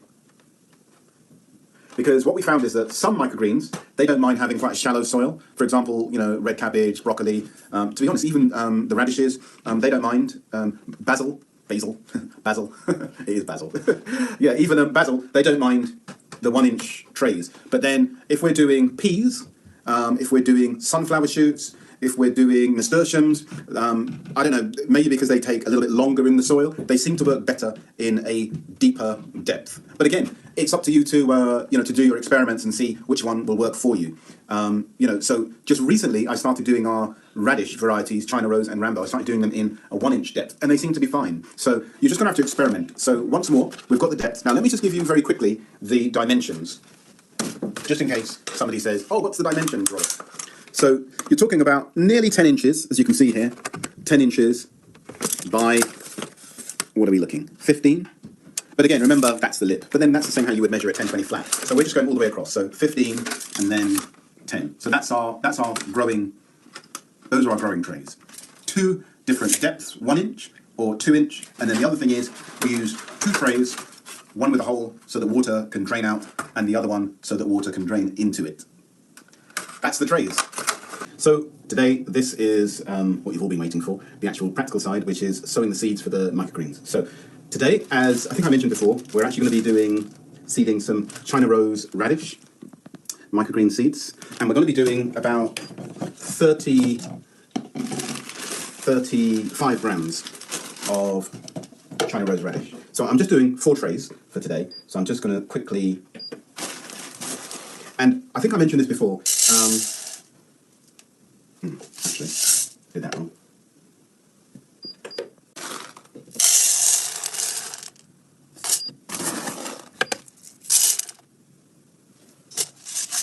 And the last one, I mean, for radish, we found that the radish varieties, some varieties, they're a bit forgiving. You don't have to be exactly on the button when it comes to the weight, but some things, like basil, for example, you really need to stick to the actual weight itself. So I'm going to do somewhere around there. Yeah, just do a little bit more. Okay, so that's the seeds done, and then I just stack them here, put them aside, so that as soon as I'm ready. So the next thing we're going to do is fill the trays with the soil. Now, I didn't mention this. Actually, I think I might have. The soil, the growing medium that we use is soil. It's peat, and for each tray, we've worked out the average amount of soil that you need for each tray, and it's roughly that much. I think it's like, I'm going to say probably about 1.5 liters, something like that. Yeah, it's about that. Or about 5.5 cups, or whatever. But again, you work this out to suit. So we roughly fill to that line, and then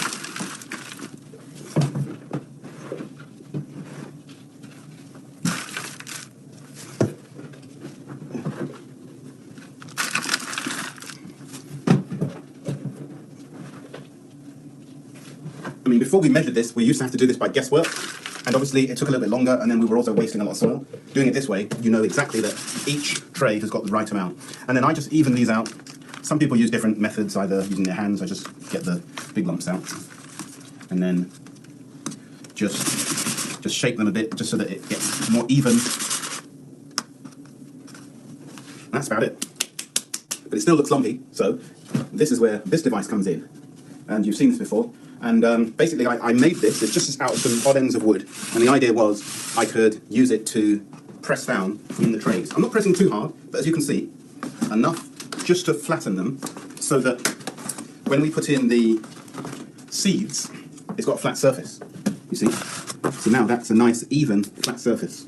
And so what I do now, after I've got that even surface, I then water. Not too much, as you can see, but I just water just an even coating, and that's it, the first go. So that's our first water. And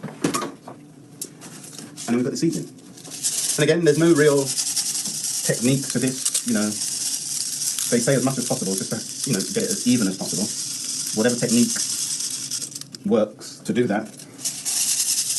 To be honest, you know, normally the children get involved in this, because this is actually quite easy for them to do. They like doing the seeding. Actually, they like filling the trays and the seeding, to be honest. They'll do all of it. Make me redundant. And the last one.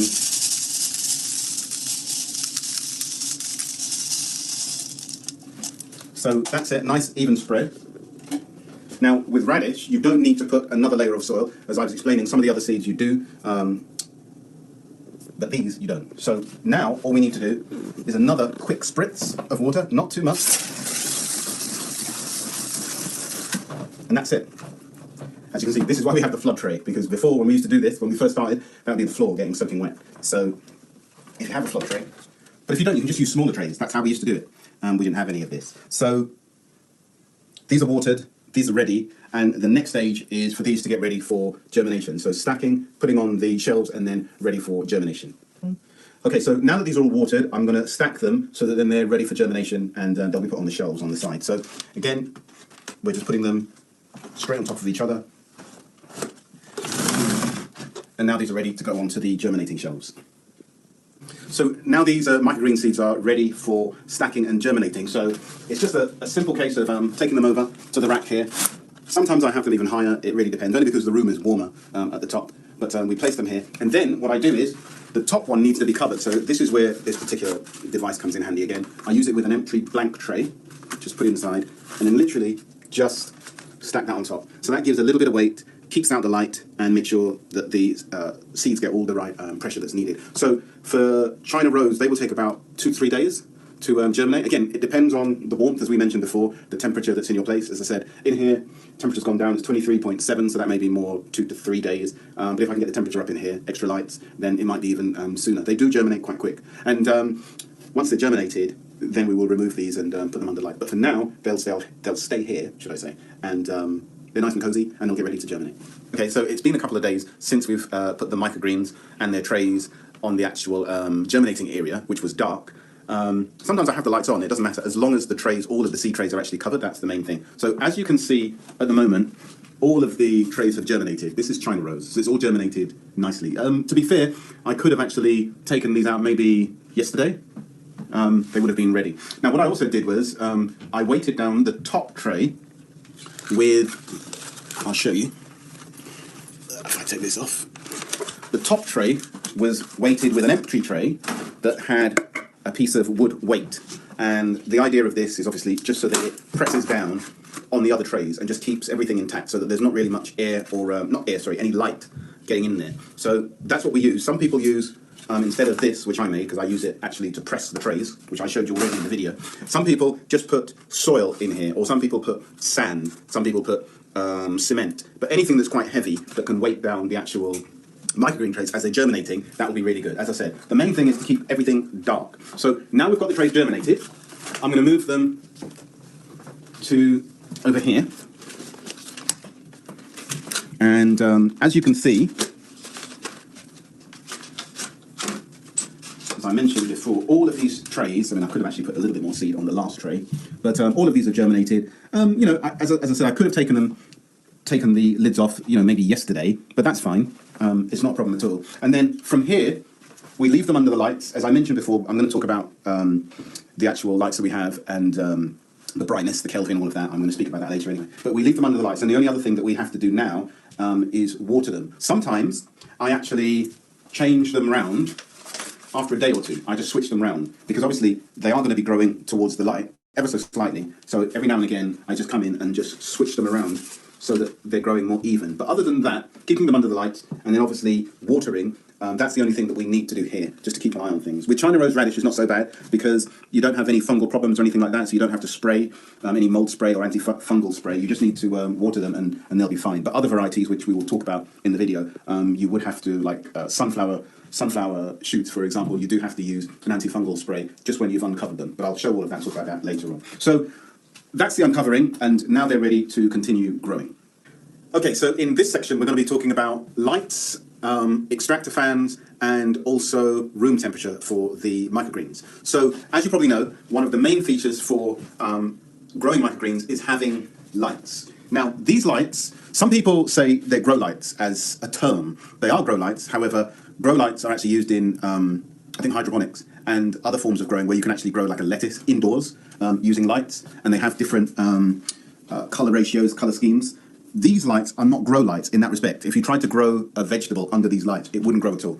So this light is actually classed as daylight. So it's 6,500 Kelvin and it's 55 watts. I don't think the watts actually matter so much, but the fact that it's daylight and the fact that it's 6,500 Kelvin, that means everything. And then the other thing is they're actual T8s. So these particular ones actually are LED T8s, but we've also got the fluorescent ones somewhere. Actually on the other side of the room, but I'm just over here. So we've tried the LED and the fluorescent.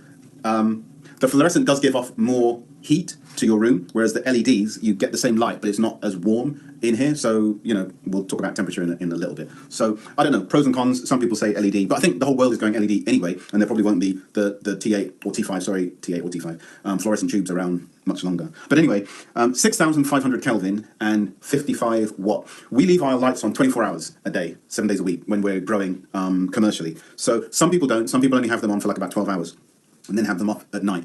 But we don't, and it means that I think we get a quicker grow, germination and then harvest as well, versus if you've only got them on for 12 hours each day. So the height, as you can see here, is probably about 8 inches between the tray, growing tray, and the actual lights themselves. This is what we decided to go with. Some people have a growing height of about 12 inches, some people have even more, but we wanted to maximize the space because we are growing indoors and we wanted to make sure that we could get as much trays, because when we're growing commercially, because at the moment everything's slowed down because of COVID, but just prior to COVID, when we were doing more, we were actually in another room and all of these trays were full. So you've got 1, 2, 3, 4, 5 growing areas, and so we wanted to make sure that we could maximize the height in between each growing area. So at the moment, as I said, there's probably about 8 inches between the tray and the light. What else do you need to know about the lights? Let me just see, just trying to think, can't remember. No, that's about it actually. Yeah, so lights are important. LED or fluorescent doesn't make a difference. Also, you just need to bear in mind whether you have them on for 12 hours or 24 hours. Again, this is all entirely up to you. All right, let's move on to the next one, which is extractor fans. Now, when we first started growing, we didn't have an extractor fan, but very, very quickly we realized that we did need an extractor fan. Why? Because we would have the door closed. It was actually our dining room. We would have the door closed, and whenever someone left the growing room or microgreen room door open, you would get this smell of it's growing inside your house. It just really does smell a lot. And so we realized that that's probably not a good thing to have. And not just that, but also a lot of research that we were doing, it was leading to the fact that if you're growing indoors, you do need the air to be taken out, recycled, and taken out of your growing room and fresh air coming in. So the extractor fan does that. So this is our extractor fan here. It's not plugged in at the moment because even though we're still growing, the numbers of trays that we're doing, it's not as high as it used to be. So I can actually, let me bring this out so that you can see it. So this is the extractor fan here that we got. We bought this off of eBay. I believe it was about £70. Again, you can just do the conversions and look around and see in your area how much that might be. But for us, it was £70, which is quite good. And what I did was I overcalculated how much, what the volume rate was. So this far exceeds the room that we actually have. but that's fine. I would rather that it's overcompensating, and it could actually, you know, this could probably do like a whole downstairs, and it would be fine to have this on. But we're just using it in one room, so yeah. But this, we have this plugged on. Normally we don't. It comes with a sensor. I don't use a sensor. So as you can see on the dials, I just have it on. So it's just on all the time. So again, we have this on 24 hours a day, 7 days a week. We don't turn it off. So I don't see the need of having the sensor. However, it does have a sensor. You can set it to a certain temperature. When it gets to a certain temperature, you could have it so that the extractor fan will kick on. So let's say it gets to 28 degrees, then the extractor fan will kick on, and obviously, you know, hot air will come out, fresh air will come in. But I don't have it like that. I just have it running all the time, and I have it on maximum fan, roughly, there or thereabouts. So the other part of what's used for the extractor fan is this. I think this actually came with it. I can't remember if it did. I think it did. But anyway, one end goes to the extractor fan, and then the other end, obviously, it goes out straight outside. And normally we just have an open window, and it goes straight out of the window. And obviously what's going to happen is it's just a hose, an extractor hose. I think it came with it. They're probably the same as what you probably use for tumble dryers, something like that.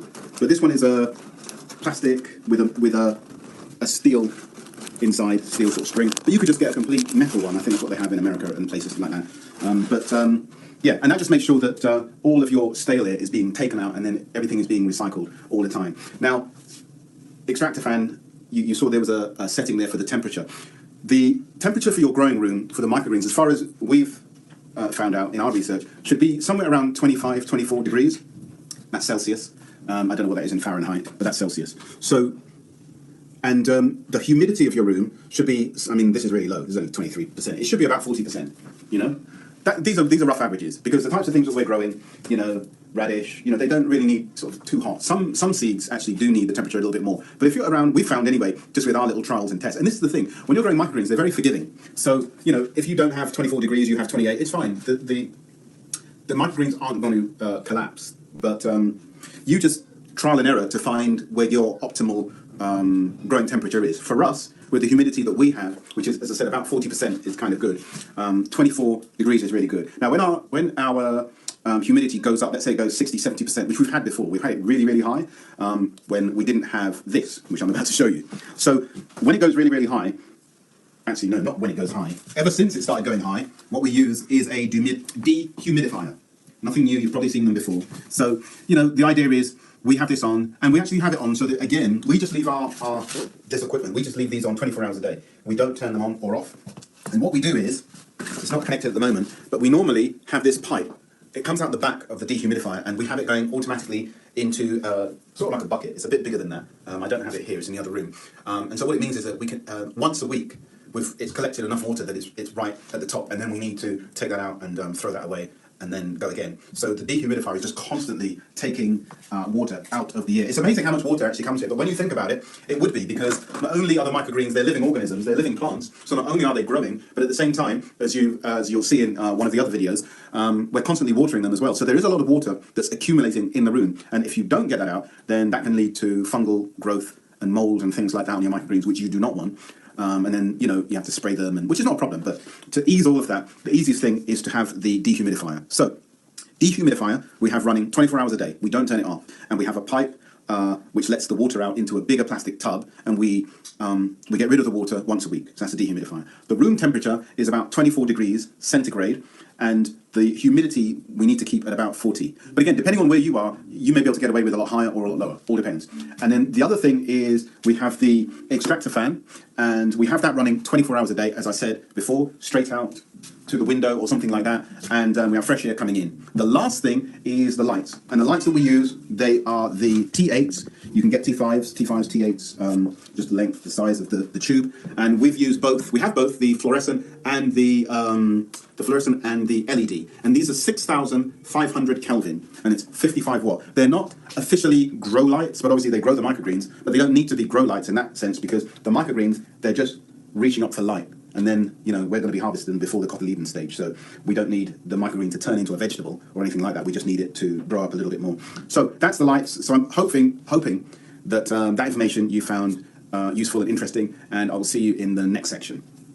Okay, in this section, we're just going to talk about the growing times specific to each microgreen seed. Now, actually, we're not going to talk about it. What I'm going to do is signpost you to a PDF that you should have by now. I'm not sure if you've downloaded it already. And on that, we'll have each seed variety that we grow and the specific germinating times, and also once they've germinated, because I did mention some of the germinating times anyway, but at least on the PDF, as you can see, you've got the germinating time, and then also once they're under light, the growing time, it varies dramatically from just a couple of days to about 6 weeks. So that information is very, very critical, especially if maybe you're only going to grow, you know, pea and cabbage and some other thing, then at least you can know this.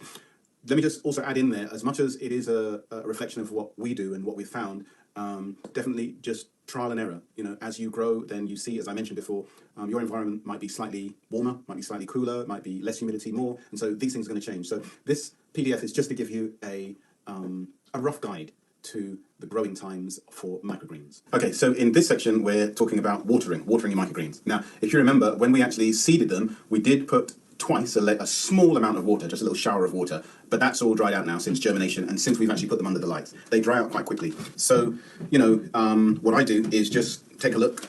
This is where we have the second tray, and you can just sort of see, I don't know if you can see, there's a little bit of water inside there. But for example, you can see the roots coming out there. Still quite wet. For example, this one, a little bit drier, you know, so I'll probably give, actually both of these, just a little bit more water. So it's just a case of checking every day or every other day and seeing which varieties have sapped up all their water. Now, for example, the radishes, China Rose and Rambo radish, they drink a lot of water. Pea shoots, sunflower shoots, they drink a lot of water. Some things don't. So, for example, basil, that doesn't drink a lot of water at all. If you put water there, it will probably be there, you know, the following week. It just drinks very, very slowly. And also things like lemon balm, red vein sorrel, red mustard frills, they don't really drink a lot of water. But each day, you come, take a look, and just see. Now, obviously, when we are in full commercial production, which we're not at the moment, but when we are in full commercial production, you can't do things by hand, which is what I'm going to do now. We actually would use the spray hose because it's a lot quicker. But when we first started, this is how we used to do it. And even though we were growing commercially, we didn't have a spray hose. So this is just to show you, you know, you just use what you have. And we used to have a jug, just a little bit bigger than this, and water. And I would have to keep going to the kitchen, back and forth, water dripping all over the place. But it's part of the joys of growing.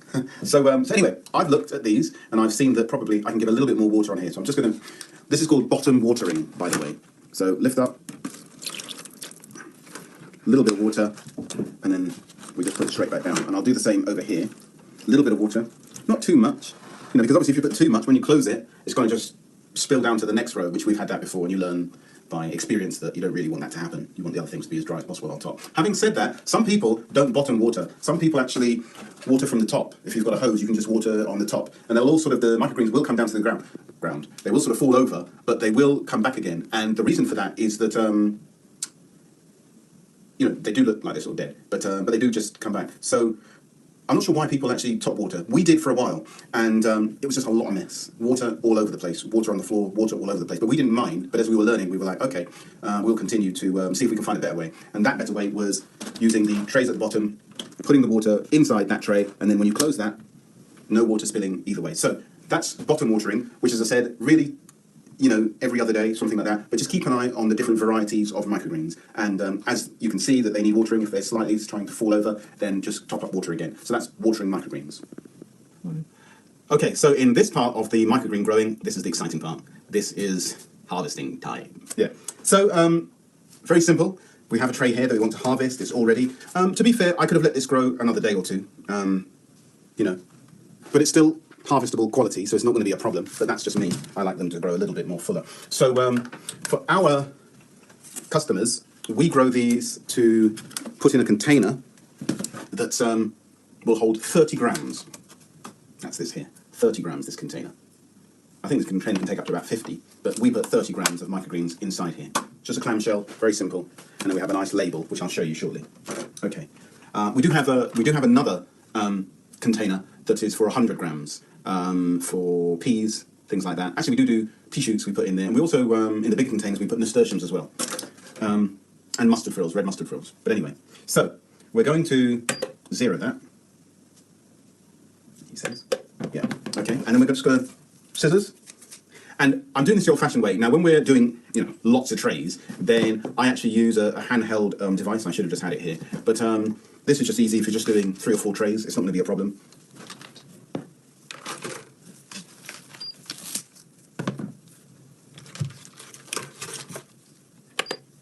So 30 grams right there, 30, 31. I always make sure that it's at least 30 or over.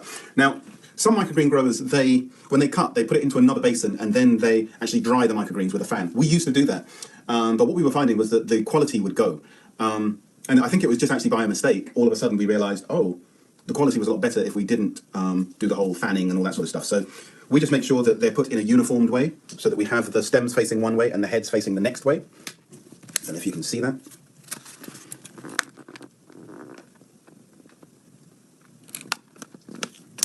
Okay.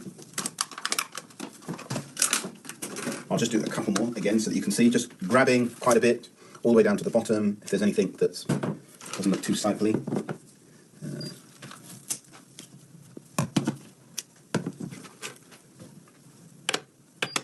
31 again, and again, as you can see, stems down one end and the actual leaf structure all on the other end.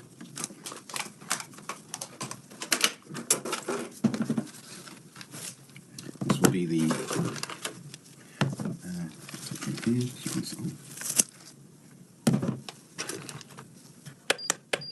a little bit more of the 10 grams. Just a little touch. 32, so that's fine. As I said, I always try and make sure that we've got at least 30, sometimes 31, 32. That's not a problem, but as long as we've got extra. And that's how they are. Yeah, and as I was saying, this is the other cutting device that I would use. If we're doing, lots of commercial, lots of trays, it just saves so much time. It's something that I thought about. And then I saw another person, another grower on YouTube using the same thing. And I thought, well, if he can use it, then so can we. And it's a game changer, seriously. Black & Decker, rechargeable battery, all day long. And literally, I'm not going to do it now, but literally, and you would just cut along. And I would just hold the tray up like this and just cut along. Or you can use the quick cut harvester. Yeah, which we will do, which is much better, actually. Yeah.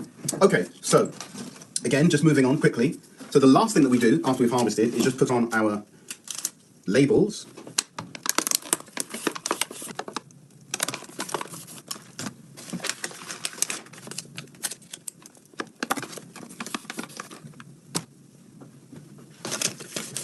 And that's it. That's the harvesting from here. Obviously, once we've had the labels in, then we'll just be packing them in boxes, or if it's the night before, we'll then put them in the fridge, in the refrigerator, out in the garage, just to keep them nice and cool, and then straight out to the customers. So really, that's your the microgreen growing process from day one seeding all the way through to harvesting. And you'll never guess what? That is the end of the Microgreen 101 session.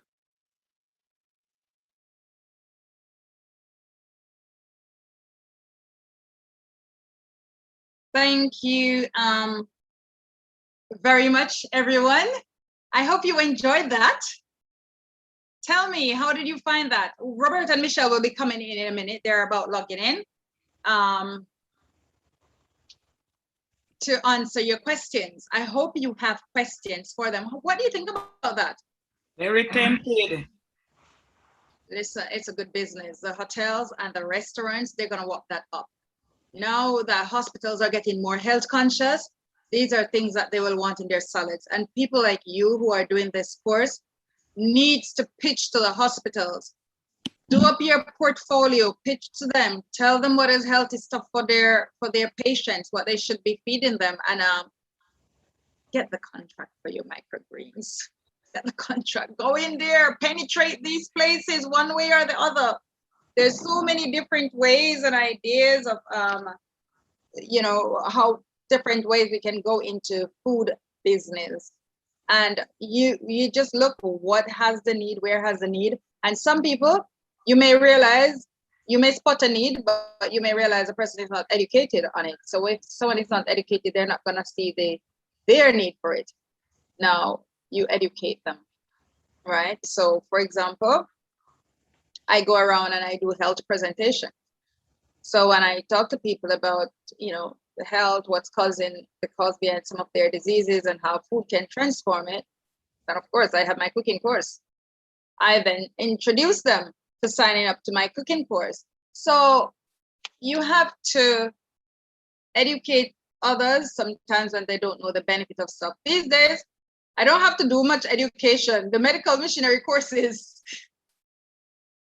do the educating for me, because when people, you know, we saw there was like a massive flux where everyone was just running to do a medical missionary course when the lockdown, you know, just shortly after the lockdown happened. Everyone went on a medical missionary course. They understand more about nutrition and the things that they need. But just what I have discovered when I started presenting from back in, I think 2016, when I started presenting on health, I realized, okay, people may have the knowledge of like micronutrients, nutrients, or, you know, they may know about the healthier grains. They may know that, yes, I need to eat a lot of vegetables per day. They know about the My Plate. They know about all that. But they don't know how to prepare these healthy grains. Some people don't even know what they look like. They just know the name in theory. And what I started with my church, is I started doing the presentations, and I started bringing I bring like the quinoa, I bring the amaranth, I just bring them to church, the dried grains, and I show them the stuff so they can see what it looks like.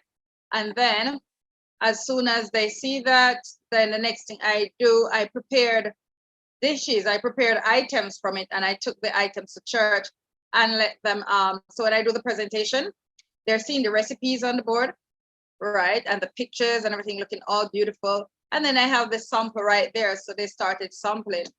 And from there, I had a lot of people started ordering, oh, can I go to church and they're like, Davina, where's the manna? Okay. That's what they call some of the food, right? So you have to educate people so they can understand the benefits in what you are doing.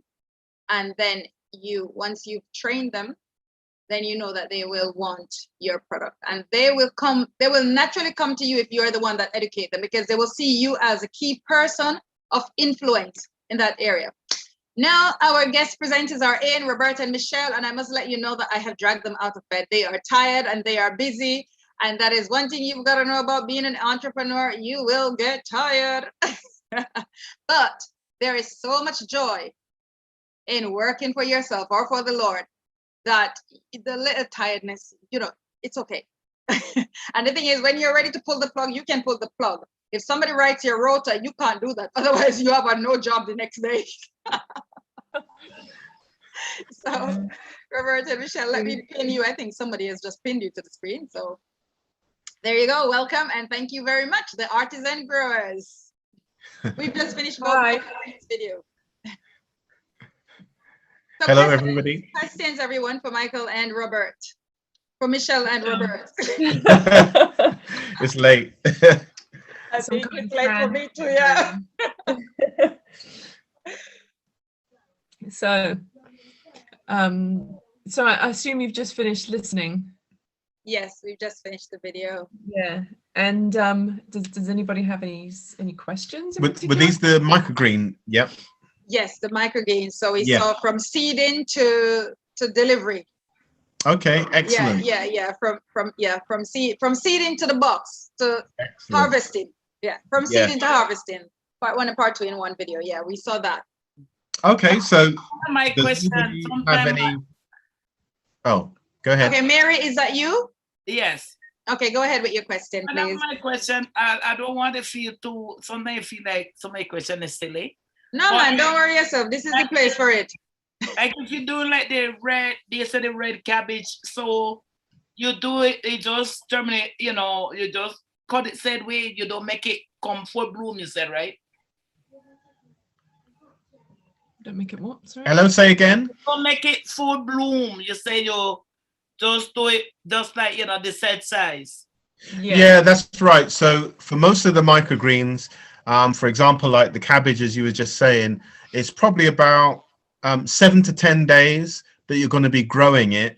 And then after that, then you're going to harvest. Now, some of the microgreens take a little bit longer, but the majority of them take about a week to 10 days to grow, and then you will harvest. Now, if you do leave the seedlings to grow, the microgreens to grow more, all that's going to happen is that they're going to die out of energy because they don't have any nutrients. The only nutrients that the microgreens have is what's in the seed.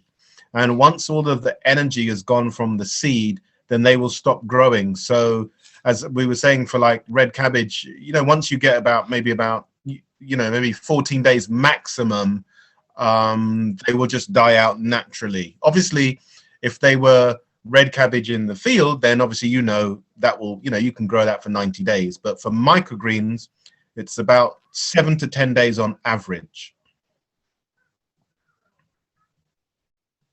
Okay, thank you. Okay. And you all get, I mean, like, how do you know, especially say you're busy, like, how do you mark the different, you know, like, you know? How do we mark them? Yeah, they know the different, what, you know? Yeah, well, really, that's an interesting question, because initially when we first started growing them, on the actual plastic trays, which I think we showed you, we used to actually have a pen and a Sharpie, a permanent marker with what were we using? masking tape. Masking tape, and we used to put the masking tape on the side and then write on there what the variety was and also when we seeded it. That's what we used to do. We don't do that anymore. But we don't do that anymore, and I think that's just because after a while you get used to seeing what the variety looks like as it's growing, the various stages, and you just get used to knowing what red cabbage looks like. You get to know what you know, Rambo or whatever it is you're growing, nasturtiums or whatever. You just get to know what they and you stack them. We stack them together. Yeah, we now stack them all together. The will be together, so you kind of know where you put them as well. Yeah, yeah, but you can, if you want to, and depending on your setup, you can, like we did initially, you can just take a masking tape, and then because the masking tape is waterproof, so you can just write on the masking tape what the variety is and the date that you've seeded, and that will give you an idea. Other than that, you can keep a note of it in a notebook as well, in a book. We've done that as well. But as I said, now because we know how quickly they grow and this, that, the other, we don't bother doing that. We just know by sight what the varieties are, and we also know we seed, you know, every week, so we know when that seeding is going to be. Okay, can you do sweet pepper microgreens? Sorry, Mary, I cut you out. Go ahead. Is that right? Well, I was just trying to ask about the machine them. Most of them, you know, I mean, you say you buy from eBay and things, so they're not that expensive, right?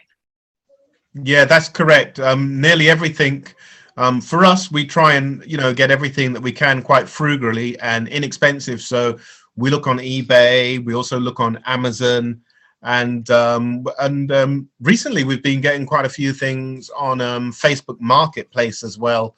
So we just keep an eye where you can get good stuff. But specifically, I know you haven't mentioned this, but just in case for anyone listening, when it comes to seed, make sure that your seed supplier is what would you say?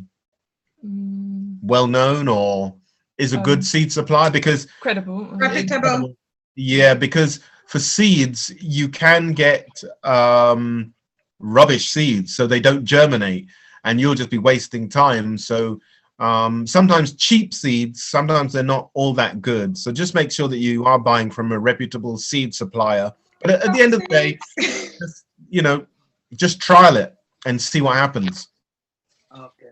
What about your utility bill? Is they high? Can you say you keep those on all, you know, 20, yeah, you know, straight? Yeah, the electric bill is high. Yeah, the electric bill is a lot more than it would usually be. That's correct, because yeah, we've got our lights on 24 hours a day, and there is a difference. I can't remember what the difference is, but if you know what your bill is each month or what have you, you will notice, if you pay it monthly or weekly, you will notice that your bill will go up. But having said that, but the money that you earn, the money that you're earning from the microgreens, it outweighs the expense for the extra electricity. And it's only really for the lights, you know, the fan, and that doesn't really use any electricity, but the lights do use a lot of electricity. Okay, thanks. But if you're in somewhere like Jamaica that has a lot of sunlight, do I need to have the lights on all the time? Well, this is it. I mean, not necessarily. And I mean, for us, because we don't get that much, you know, Well, it's because it's indoors. because it's indoors as well, and not just that, but because we want to speed up the growing process. Okay. Whereas somewhere like Jamaica, anywhere that's got, you know, that's got full sun and, you know, 6 till 6 or what have you. Yeah, but you're still going to lose 12 hours. You're still going to lose 12 hours. Whereas for us, because we've got ours on 24/7, ours will grow quicker than if you're growing it at home. But it will still grow. It will still grow. And if you're maximizing the sunlight that comes naturally that God gives you in the day, then that will mean that your electricity bill is going to be cheaper. Yeah, it'll be half. Okay. It'll be half ours. And if you get LED lights, then you'll save about another 40% on your bill. Yeah. LED lights, if you can get them, they're a little bit more expensive to buy, but You'll save in the long run. they're well worth it because the energy savings, they're there. They're, you know, it's cheaper to run. And this is something that could also run on solar. Yeah. And actually, if you had a solar setup, having LED lights would be even better because they consume less power. They take less power. Yeah, but if you had a greenhouse, you know, like we said, you could do it outside, but you just start them a bit earlier. Yeah. So, you know, so if you're going to have darkness for 12 hours at night or whatever, then you just start them earlier so that they finish when you want them to.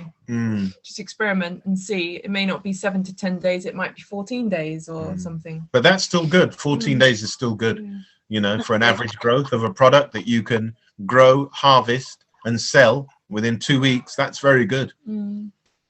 All right, that's good. Do you how I mean, like advertisement? What do you do? Because, for instance, I mean, many of us, like with me, I wouldn't think. I mean, I know those nutrition, you know, but many of us don't know, you know, how healthy those stuff is to our body, you know. So, like, can you like a sister thing with this, you know? Say you go to the church, went to the church and do a lot, you know, a lot of stuff. Can you like advertise like that too?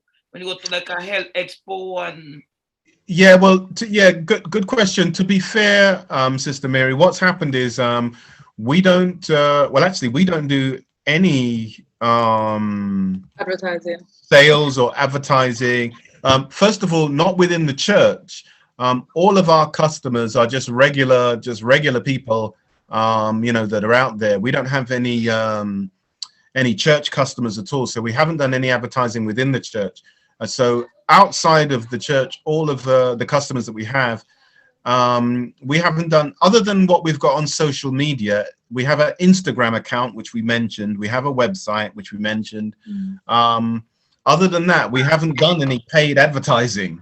Our main method of advertising is we just get on our knees and pray to God. And Amen. If we need more customers at any particular point in time, then we just go to him and say, look, we've had a couple customers dropped off. Lord, this is your business. You've asked us to do this. So bring us the customers, you know. So that's how we don't do any paid advertising. Nothing wrong with paid advertising, but for us, we haven't done any. We've just gone to God. I would think though, educational wise also, because as I said, I mean, it just now I get into and you know realize how important how you know.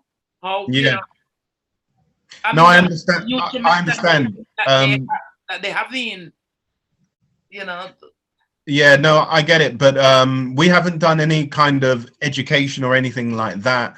To be fair, I think if we were, because we're up in Scotland now, if we were based in London, for example, I think financially we'd probably do a lot better because a lot more people are more educated about microgreens and the nutritional content and the fact that they're a superfood. People are a lot more aware, whereas in Scotland, you know, they're not really that aware, but we haven't got the time to be doing education or anything like that. So as I said, we have our website, which gives information. Every now and again on our Instagram account, we give information, you know, about microgreens and also about the nutritional content, things like that, but nothing major, just a small sentence Nothing much. Okay. Lovely, thank you. Anyone else have questions for Robert? And Donna Michelle. and Michelle and Michael. Yeah. And Michael, yeah. Donna, I see you're unmuted. Have you got a question? Oh, I'm sorry. I sent it through the chat and Michael answered it. Robert answered it. Thank you, Robert. Oh, okay, but maybe we could read that out loud just in case someone else had that question as well. What was their question? Because I don't see it. I asked about a starter kit. Would he recommend starting off with one of those, or would you source and find the supplier first and start with the supplier? What's a starter kit? I said you can definitely get a starter kit. You can definitely get a starter kit and just give it a go if you want to just try it out, rather than investing a whole lot of money and then, you know, you might not like it or something. So, you know, if you can get, but you know, it's not really necessary. I think sometimes it can be over complicated. Yeah, it's just get a tray and put some soil in and put some seeds and water it and see what happens. See what happens. Yeah. You don't have to really. I mean, you know, it doesn't have to be fancy. You make it sound so easy, you know. It is though, and you know, it's like a starter kit. You know, sometimes they can be expensive, but if you like that kind of thing, there's no harm in it either. You know, I saw one in Homebase the other day. You know, it's neither here or there. If you want to buy that and try it, just to see how it works. Yeah, nothing wrong with that. It's all fine. So, just for the knowledge and of the class, just to let you all know that when Robert and Michelle, because Robert, they've only just seen just this video. They haven't seen where you're coming from, right? So I just want you to know, and it's just because of the interest of time why we can't do both of them today. But Robert and Michelle, they just left their big jobs in London and moved to the country, right? And the Lord, after much trial, I'm not going to tell you that they went into a bed of roses and a nice cup of coffee waiting for them. No, it was almost like when the man drank the water and they said, "This one have death in it." It was almost like that, right? But the Lord equipped them. He trained them and he taught them how to depend on him fully for everything. So when they say to you that they don't do any marketing, if they weren't customers, they just go and pray and tell God it is your business. You've got to hear the beginning of the story to understand. And this is just to encourage you, to let you know that you don't need to be a millionaire to go out there and to do your own business. As we've said, start small and start right where you're at. And 2, you must learn to depend on the Lord, right? Without him, you are not going to get very far. No. You're not going to get very far. Yeah. So just completely trust him, completely rely on him. And believe me, every single person here on this platform today can do it. And even if you're thinking, I just gave you my last money, Davina, for this course, it's okay. Trust me. You can still do it. Even if you think you've got nothing and you just can't see a way to start, there is a way. And you need to just start firstly by, you know what, today I'm going to fast and I'm going to pray, and Lord, this is in your hands. You know, I'm going to do or die. As I said, when I started my business, I started my last 75 pounds. And it was a way up if I was going to go shopping for grocery shopping and eat with my daughter and we die after that, or am I going to start a business? And I started a business and here I am today. Amen. Amen. Amen. Yeah. So I'll send you the video with Robert and Michelle testimony, and that you can watch, and please be motivated and inspired. Now, before they go, I'm conscious that it is their bedtime. They're very tired and they've been working really hard. Like most of the Lord's servants these days, I see just about all of us burning the candle at both ends. And as a result of that, I really want to send them off so they can go to bed, because I don't want them to get burnt out. Any more questions? Or you want to say something?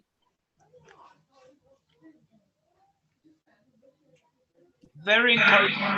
Thanks a lot, you know. I mean, I must ask, what is in your hand? Start there. Thank you. Exactly. Yeah. River, could someone just start with, let's say you buy a pack of red kidney beans or black beans. Could you just start with that? That the one that you would have cooked for yourself, or some chickpeas? Yeah, actually, yeah, you can. You just got to check the varieties in terms of how it's been dried. But yeah, you can, because it's the same when we do our dried peas. We've done chickpeas actually. We've done very chickpea. interesting. Yeah. Very interesting greens that come out of those. Yeah. So you can start with anything, seriously. But not sweet pepper or tomato or any of the nightshade or anything like that. Yeah. Because I don't think the leaves are edible. No. I think it's just the fruit that you can eat. Yeah. Okay. So if you want to experiment, just stick with some of the things that we've mentioned, or if you've Googled around or looked on YouTube, stick with some of the things that you've seen people talk about that are really, really quick and easy to grow. We mentioned some of them in the video, and just give it a try. I mean, at the end of the day, as Sister Dee was saying, this is, it's not about, when I say this, please understand it, it's not about money as in we're trying to make money or anything like this. This is about just doing what God has asked us to do. And so he is the one that's going to enable us.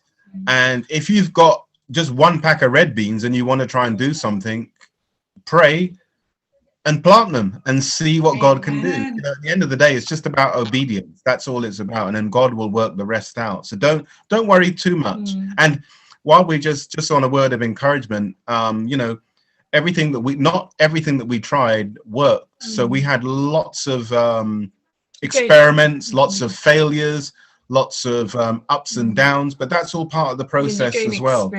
And then you gain experience, and God is just trying to teach us all the time, as Sister Dee was saying, to depend on him more. So don't worry about it, and don't worry if you haven't got all of the different things figured out, or maybe you may not consider yourself green-fingered or anything like that. As I said, prior to this, we had no experience. We didn't know anything about growing.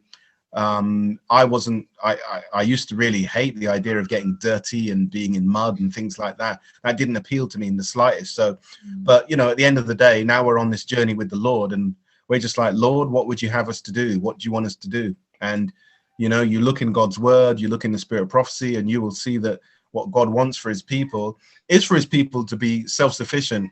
We're meant to be that light on a hill. And, it's whatever we're doing, whatever we're called to do, we're meant to be a light in that area. And people will see that God is with us, and they'll come and ask and inquire, how is it that you do this? Why is it that you do that? And that's where we can share the good news. All right, lovely. Thank you very much, Michelle and Robert. Seriously, Davina, we're going to put you out of class. One of the good things I like about it too, because I watch a lot of country living with the Davina and all of that too, and say all of those harvests, and even Sunday I saw all of those. I like the one where the guy was doing through the bamboo and all of that, but I hate weeding. I hate the weed and all of those stuff. So I think, just like you, I just sit together on that dirt too, like that. But so I like this, and I think I will, stick with these things like that. Yeah, give it a whirl, and also ask God, to lead. Ask God, and especially with things that you may not like, ask God to give you the heart, and to change your heart. That's what we always do all the time. We have to constantly be asking God, keep our hearts pure, change our hearts to your heart. Give us your heart. Sorry, you understand? Yes, thanks. Exactly, and listen, when you do when you are obedient, and I know obedience is not the easiest thing, I can tell you that, all right, because I've had my struggles. but then I've come to the realization that the Lord is trying to work with you here. He doesn't even need you, right? You're the one that actually needs him, and he's giving you like extended mercy. Just take it, right? Because if somebody wants to help you, stop fighting your own help. So the Lord wants all of us to be one in the country, plant and grow our own food, be self-sustainable. And there's a reason for that. And sometimes the reason is right there staring us in the face, but because we are Laodicean, we can't see it. So what we've got to do is literally just trust the Lord. If he says go so, don't try to find the answers. Don't try to find the reasons. Just say, okay, Lord, I'm going. And if I die, it's your fault.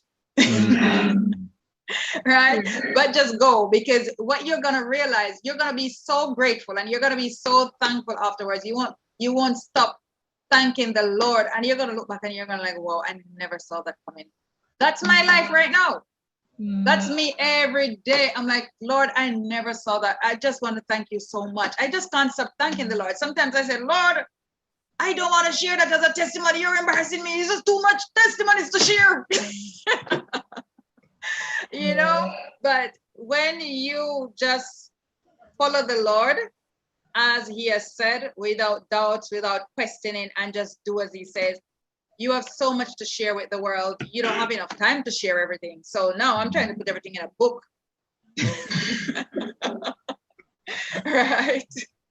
So you can read it on your own time. Yeah. But just if the Lord if you feel impressed, any at all, just make the move. Don't wait for all the I's to be dotted and all the T's to be crossed.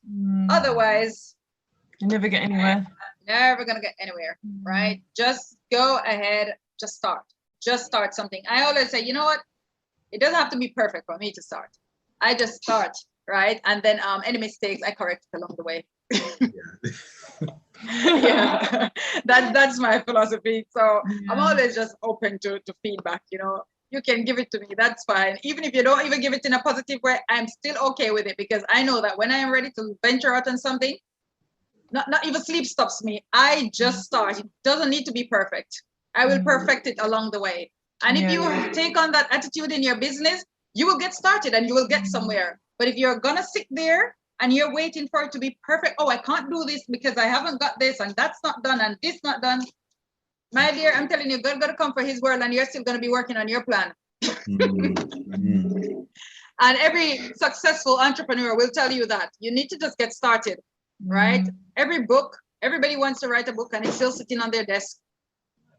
So, but then you have first, second, third, fourth, fifth edition. Every edition comes out. Okay, so we could fix it up a little bit more here. Here's a chapter that with the most grammatical errors I've ever seen. Let's just correct that and put out a new edition. All right, so that you've got to get started. Don't wait for everything to be perfect. If you have one pack of chickpeas in your cupboard that has been looking at you, that you have been bypassing from cooking for the past 2-3 weeks, then that's the chickpeas that needs to be sprouted.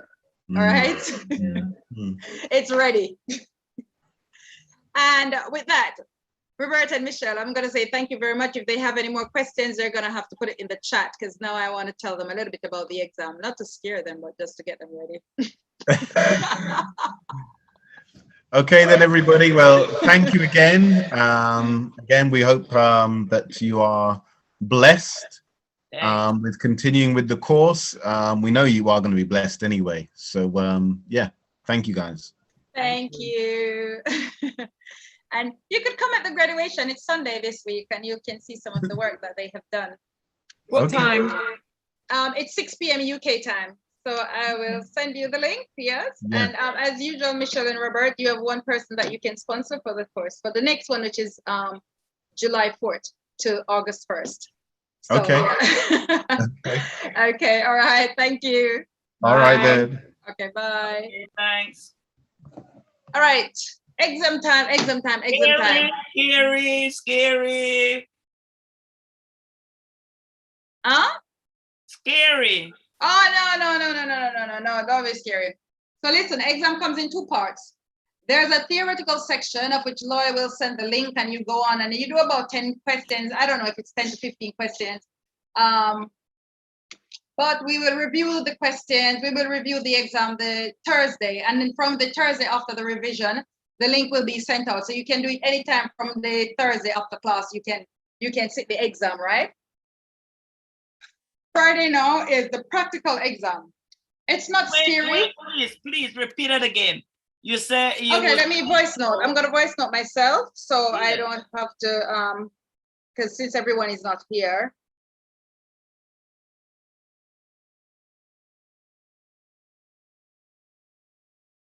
Okay. Yeah, so for the exam has two parts to it. It's got a theoretical aspect and it has a practical aspect.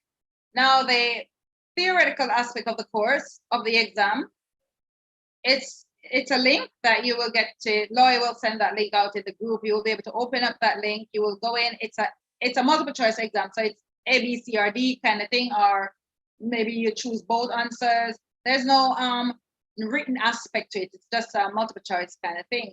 It's about, I don't know, 10, maybe 15 questions. They're pretty easy. On Thursday, we will review the exam, the theoretical lesson, as well as the practical aspect, just get you that last preparation. After we've done the revision, Loy will then send the link for the exam, and you can start doing the exam right away.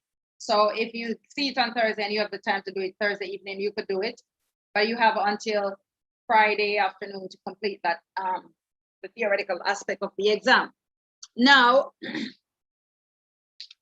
the practical side of the exam, you will need now, from any time from now, you need to submit your menus, right? And what we are looking for, we wanna, the exam is designed basically to bring out, to activate, to stimulate, to get you thinking, to use up some of the dishes that you've learned. You've learned a whole lot of things over this past month. You would be surprised to know the amount of things that you have actually learned.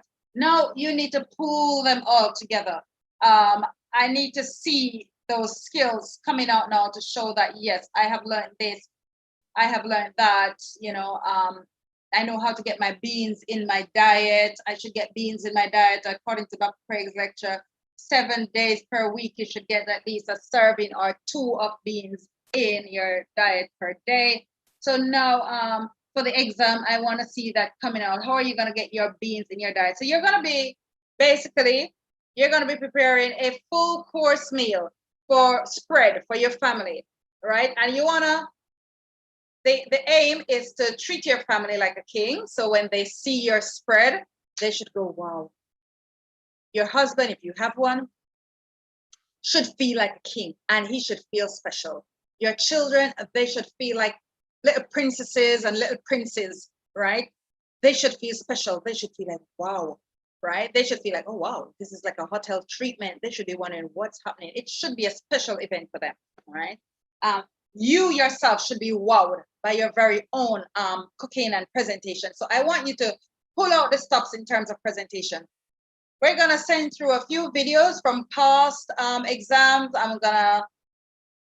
From past exam videos that you will see sort of things that students have done in the past. You're not gonna go and copy anything that anyone has done, but just so you could see that you lay your table like a king, like you're laying it for a king, a nice spread.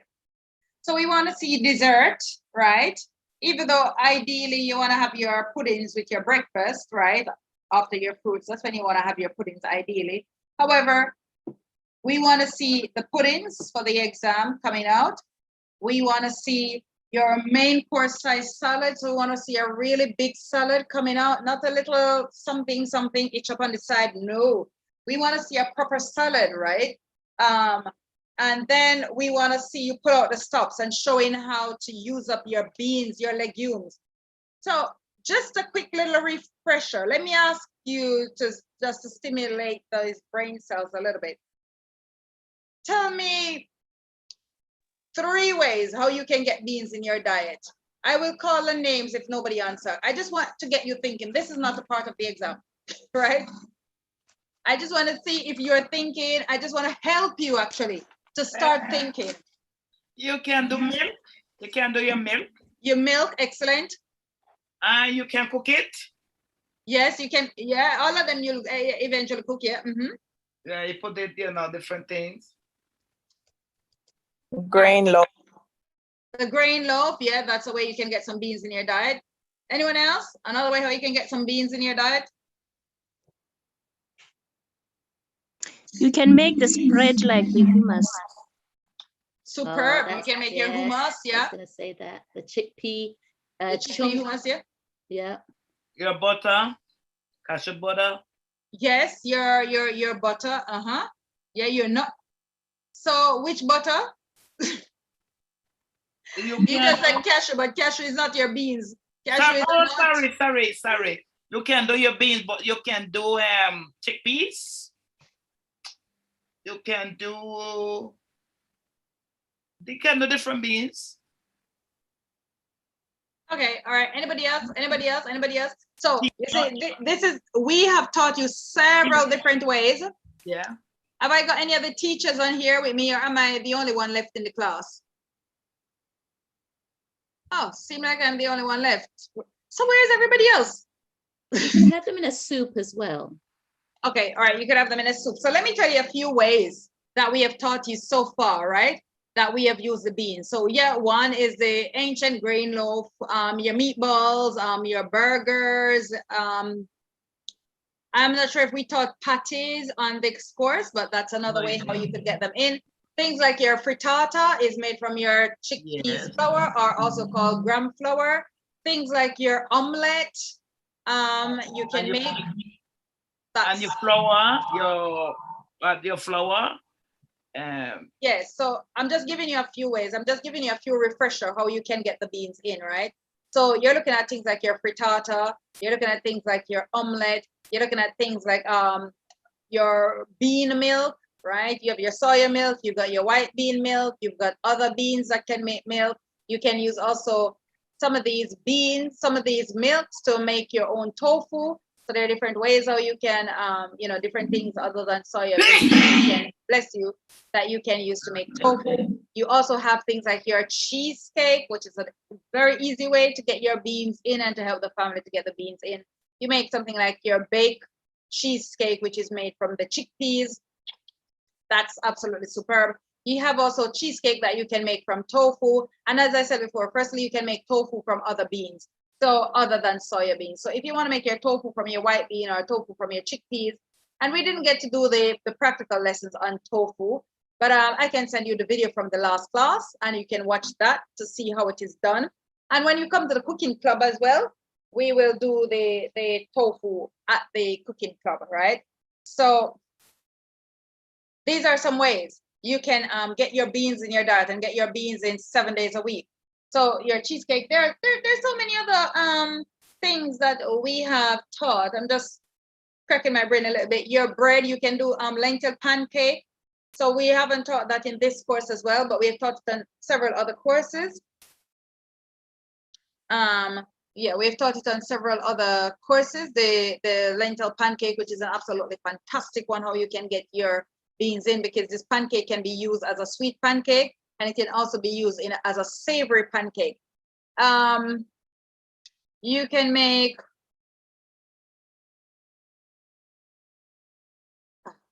other ways how you can get your beans in. I mean, that's a number of ways I've just told you, but there are still even more ways. But you now need to put your thinking cap on, right? So for example, we haven't taught this in this course, but like your vegan fried egg and your vegan boiled egg as well, that you can make from beans.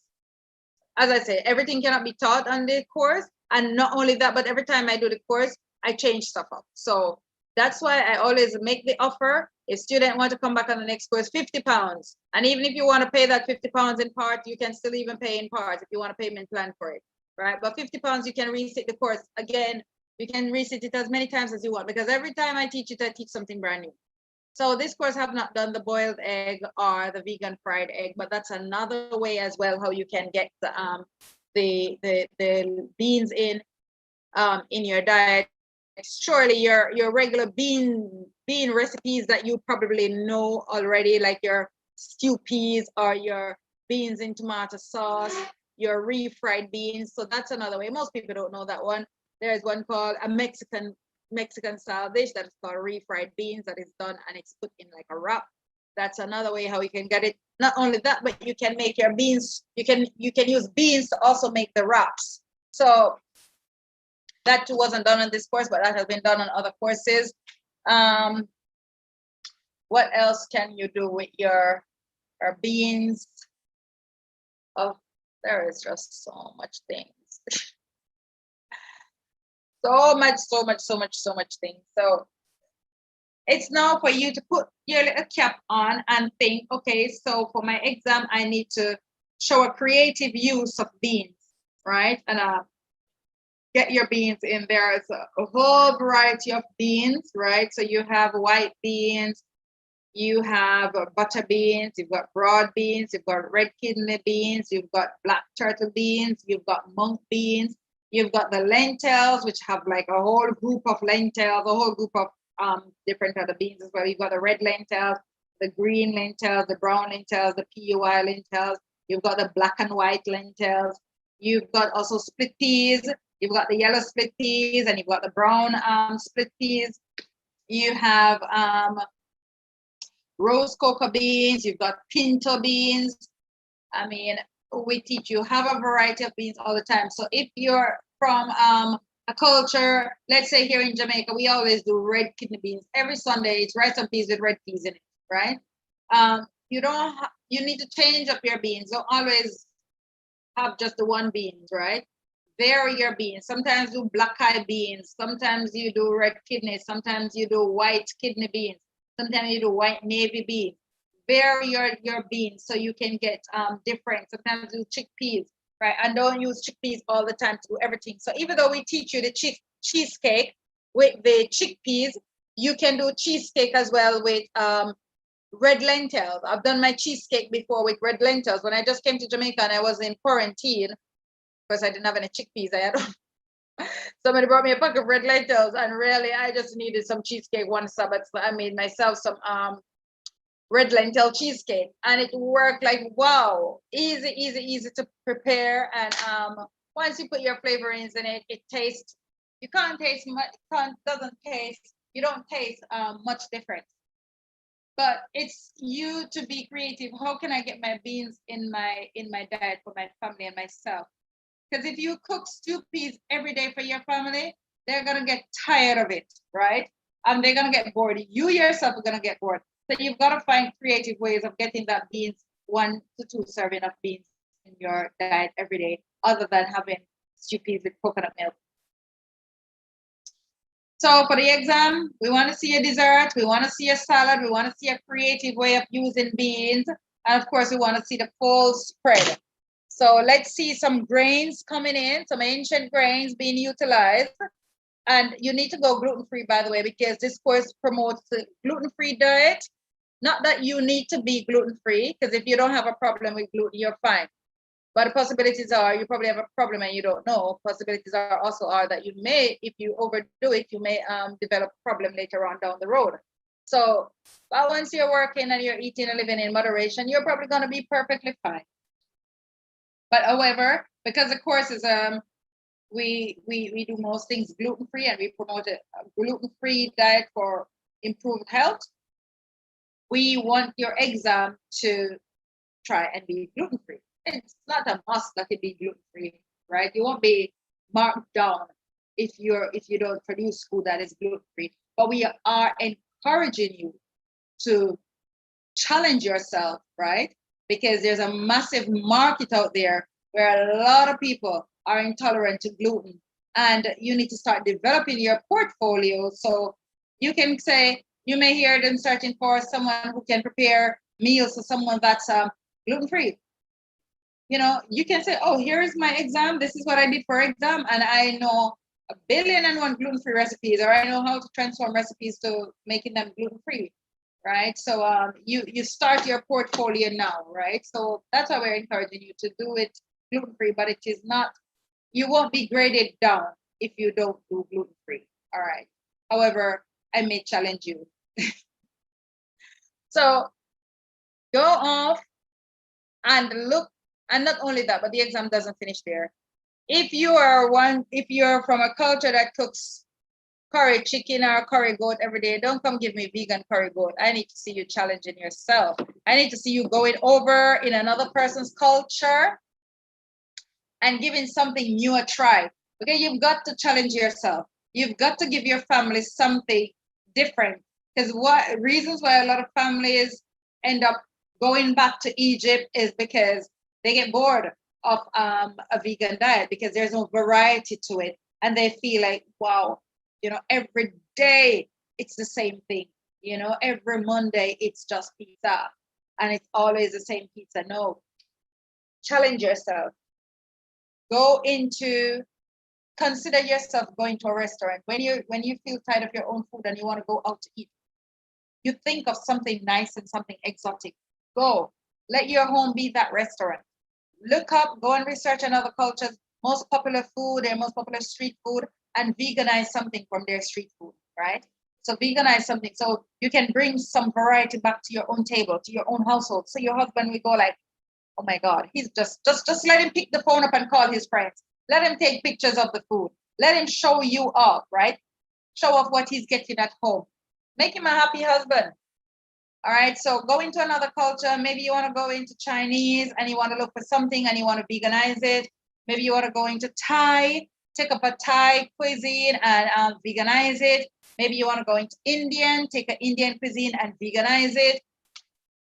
Maybe you want to go Mexican, take a Mexican cuisine and veganize it. Maybe you want to go Lebanese, take a Lebanese cuisine and veganize it.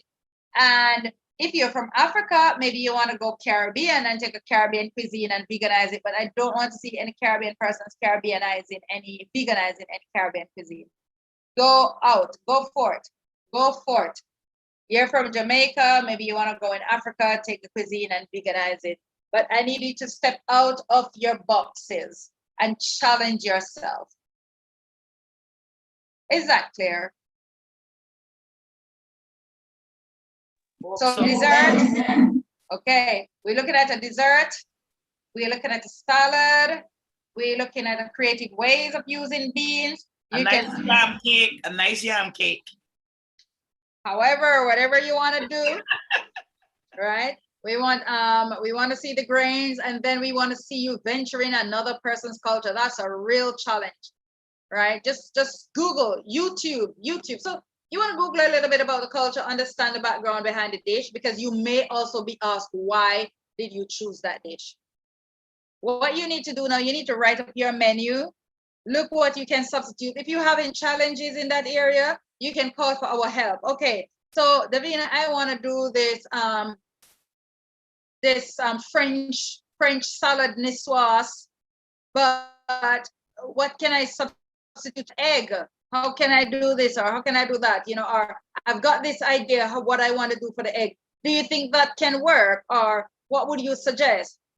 If you need any help, come to me, or come to us, any one of the other directors for help in that respect. But you post your request in the group so everybody can see it, so the first person can respond to you. If my colleagues find that one challenging, then I will respond to it if one of them don't, right? But post them in the group, right?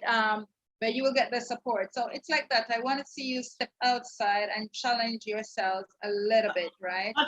Can we do something we done already, and then leave it a step outside when we start to go in the kitchen club?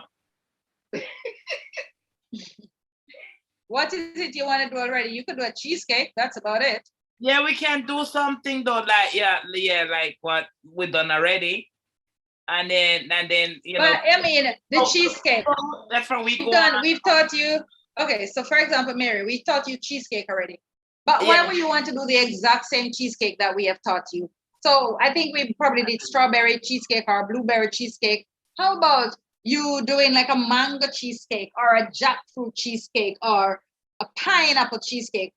I mean, you could do a cheesecake, but don't do blueberry, because that's what we taught at the class. So no, okay, so you don't want to see nothing that you done before. You want to? No, not necessarily, because I want to see you. I want to see you pooling the ideas. I want to see you pooling the ideas. So I don't mind seeing a cheesecake, whether baked cheesecake or unbaked cheesecake, but I don't want to see the replica of the one that was taught in the class. I would like to see your spin on it. So do a cheesecake, do a baked cheesecake if you want to do. It could be the very same chickpea, but let the topping be something different. Be creative with the top of it. Play around with it. Look at YouTube, look at Google and see what else you could come up with to make a topping. Okay. Maybe you could make a carob topid, a carob and nuts. Maybe you could make, as I said, other fruits, mango. I mean, tell me some of the fruits that you've got there in the UK. Do it slightly different than what was taught at the class, or just be creative with it. Okay, Davina. You throw me off now because I was trying to do something like that. Okay, no problem. No, but that's fine. Do your cheesecake, but add some flair to it. Let me see your signature on it. Okay. Davina, what's the pass rate? So, I think it's 60%, but don't worry about the pass. Only the practical exam you need to worry about the pass. Not the practical, I mean the theoretical one. Okay. In terms of pass rate, that's the only one you need to worry about. I don't want you coming into the cooking exam worrying about the pass rate, right? What I want you to do is I need you to submit your menus to me as soon as possible, but post them in the group, right? But I need you to submit them as soon as possible so I can review them and say, yes, go ahead with that. Or if I have any feedback, I will give you feedback. If I have any questions, I will ask questions. Yeah, you will need to submit your menus from before. So you want me to send you like how many one menu that I will be doing, send it to you first or something like that? Yes, everybody needs to submit their menus first for feedback, for approval. That we're going to do. Oh boy. Yes, so you will feel confident going in the exam because I would have looked over your menu and I'd say, yes, that's absolutely perfect. If there's anything that is not approved, then you would know from long before the exam and you can always make your change. And I would probably make recommendations. I will never go and say, no, you can't do that, and then just leave you hanging in the ear like that, wondering, what do I do then instead? No, I'd never do something like that. If I say to you, it's not a good idea to do that, I would recommend something else to you. I'd probably give you a list of 3 or 4 other things that you can play around with, that you could look at, that you could choose from. Mercy. Yeah, and you go over, you look at it, but don't worry yourself. It's just that sometimes a menu may come through and you may write, because remember, I'm sending you in different cultures. Don't think that I know all of these cultures, right? So you may come with Thai frank fruit. And I'm like, what is that? So I may have to ask you to give me more details of what is this Thai frank fruit. And I may say to you, can you send me a picture so I can see what that thing looks like? And or give me a list of the key ingredients, and you may send me back a list. And it may say Worcester sauce, and I may say to you, but you do realize that Worcester sauce is not vegan. It has fish in it. And you may say, oh, I didn't realize. Or you may say, yeah, I know, I'm actually not going to use Worcester sauce, or I found a vegan version that has no vinegar, or has no this, or has no that instead. I'm like, oh, cool. You're sorted. Once you are aware, it's just so I can check what's going in the menu, and you can be aware that, yes, it's all good to go, or, you know, you may need to change something here or there. Okay. Clear? I have an idea what I'm going to do about that. Okay. And when do I have to come in too? I mean, as soon as you get it ready? Yes, you need to have, so Thursday, Thursday, it's just revision. So we review for the theoretical section. And as I said, I send the lawyer will send the link, and you can start doing it Thursday after class if you wish. Menus need to start coming in. We can do it. Yes, so we do it. So we can do it, start that anytime. We don't have to be there in front of you or. For the theory, no, you don't have to be here for the theory. The theory is a link that you open the link and you go and do that exam on your own. Okay. Are we doing the exam during class time, or we are going to attend class and do the exam? No, you do the exam, the theoretical exam you do in your own time. So it's a link that will be sent to the group. You click on the link, you go in there, you see the questions, you answer them, and you press submit. You obviously have to put your name in, and you press submit, and it goes through with your grades, and you will see your grade right away if you pass. If you fail, you can take a deep breath, drink some water, and go back and do it again. Okay. Okay, and the practical. It will tell you the pass mark at the top. But as we say, you would have just done the revision, and I always advise, best thing is after we've done the revision and the exam is posted, strike the nail while it is hot. Okay, just once it is posted, pause whatever you're doing and just go on and do the exam right away. The practical exam, I need the menus to start coming into me as soon as like yesterday. Now Thursday, as soon as they're posted in the group, I will review them and give you feedback.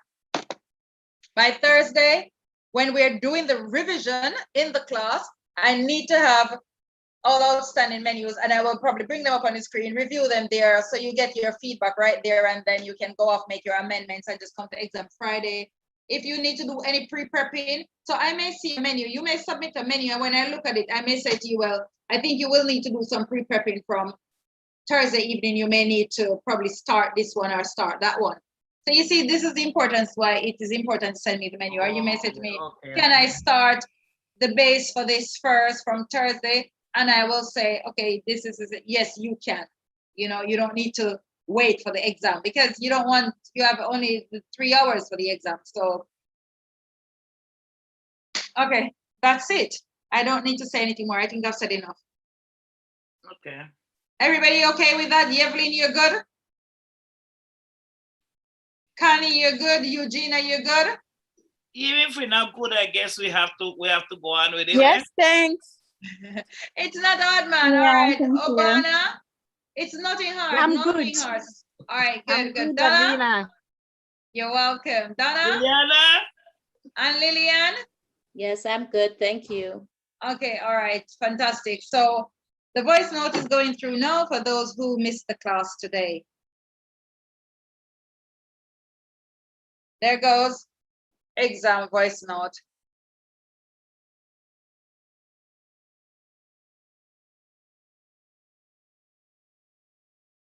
All right, that's it.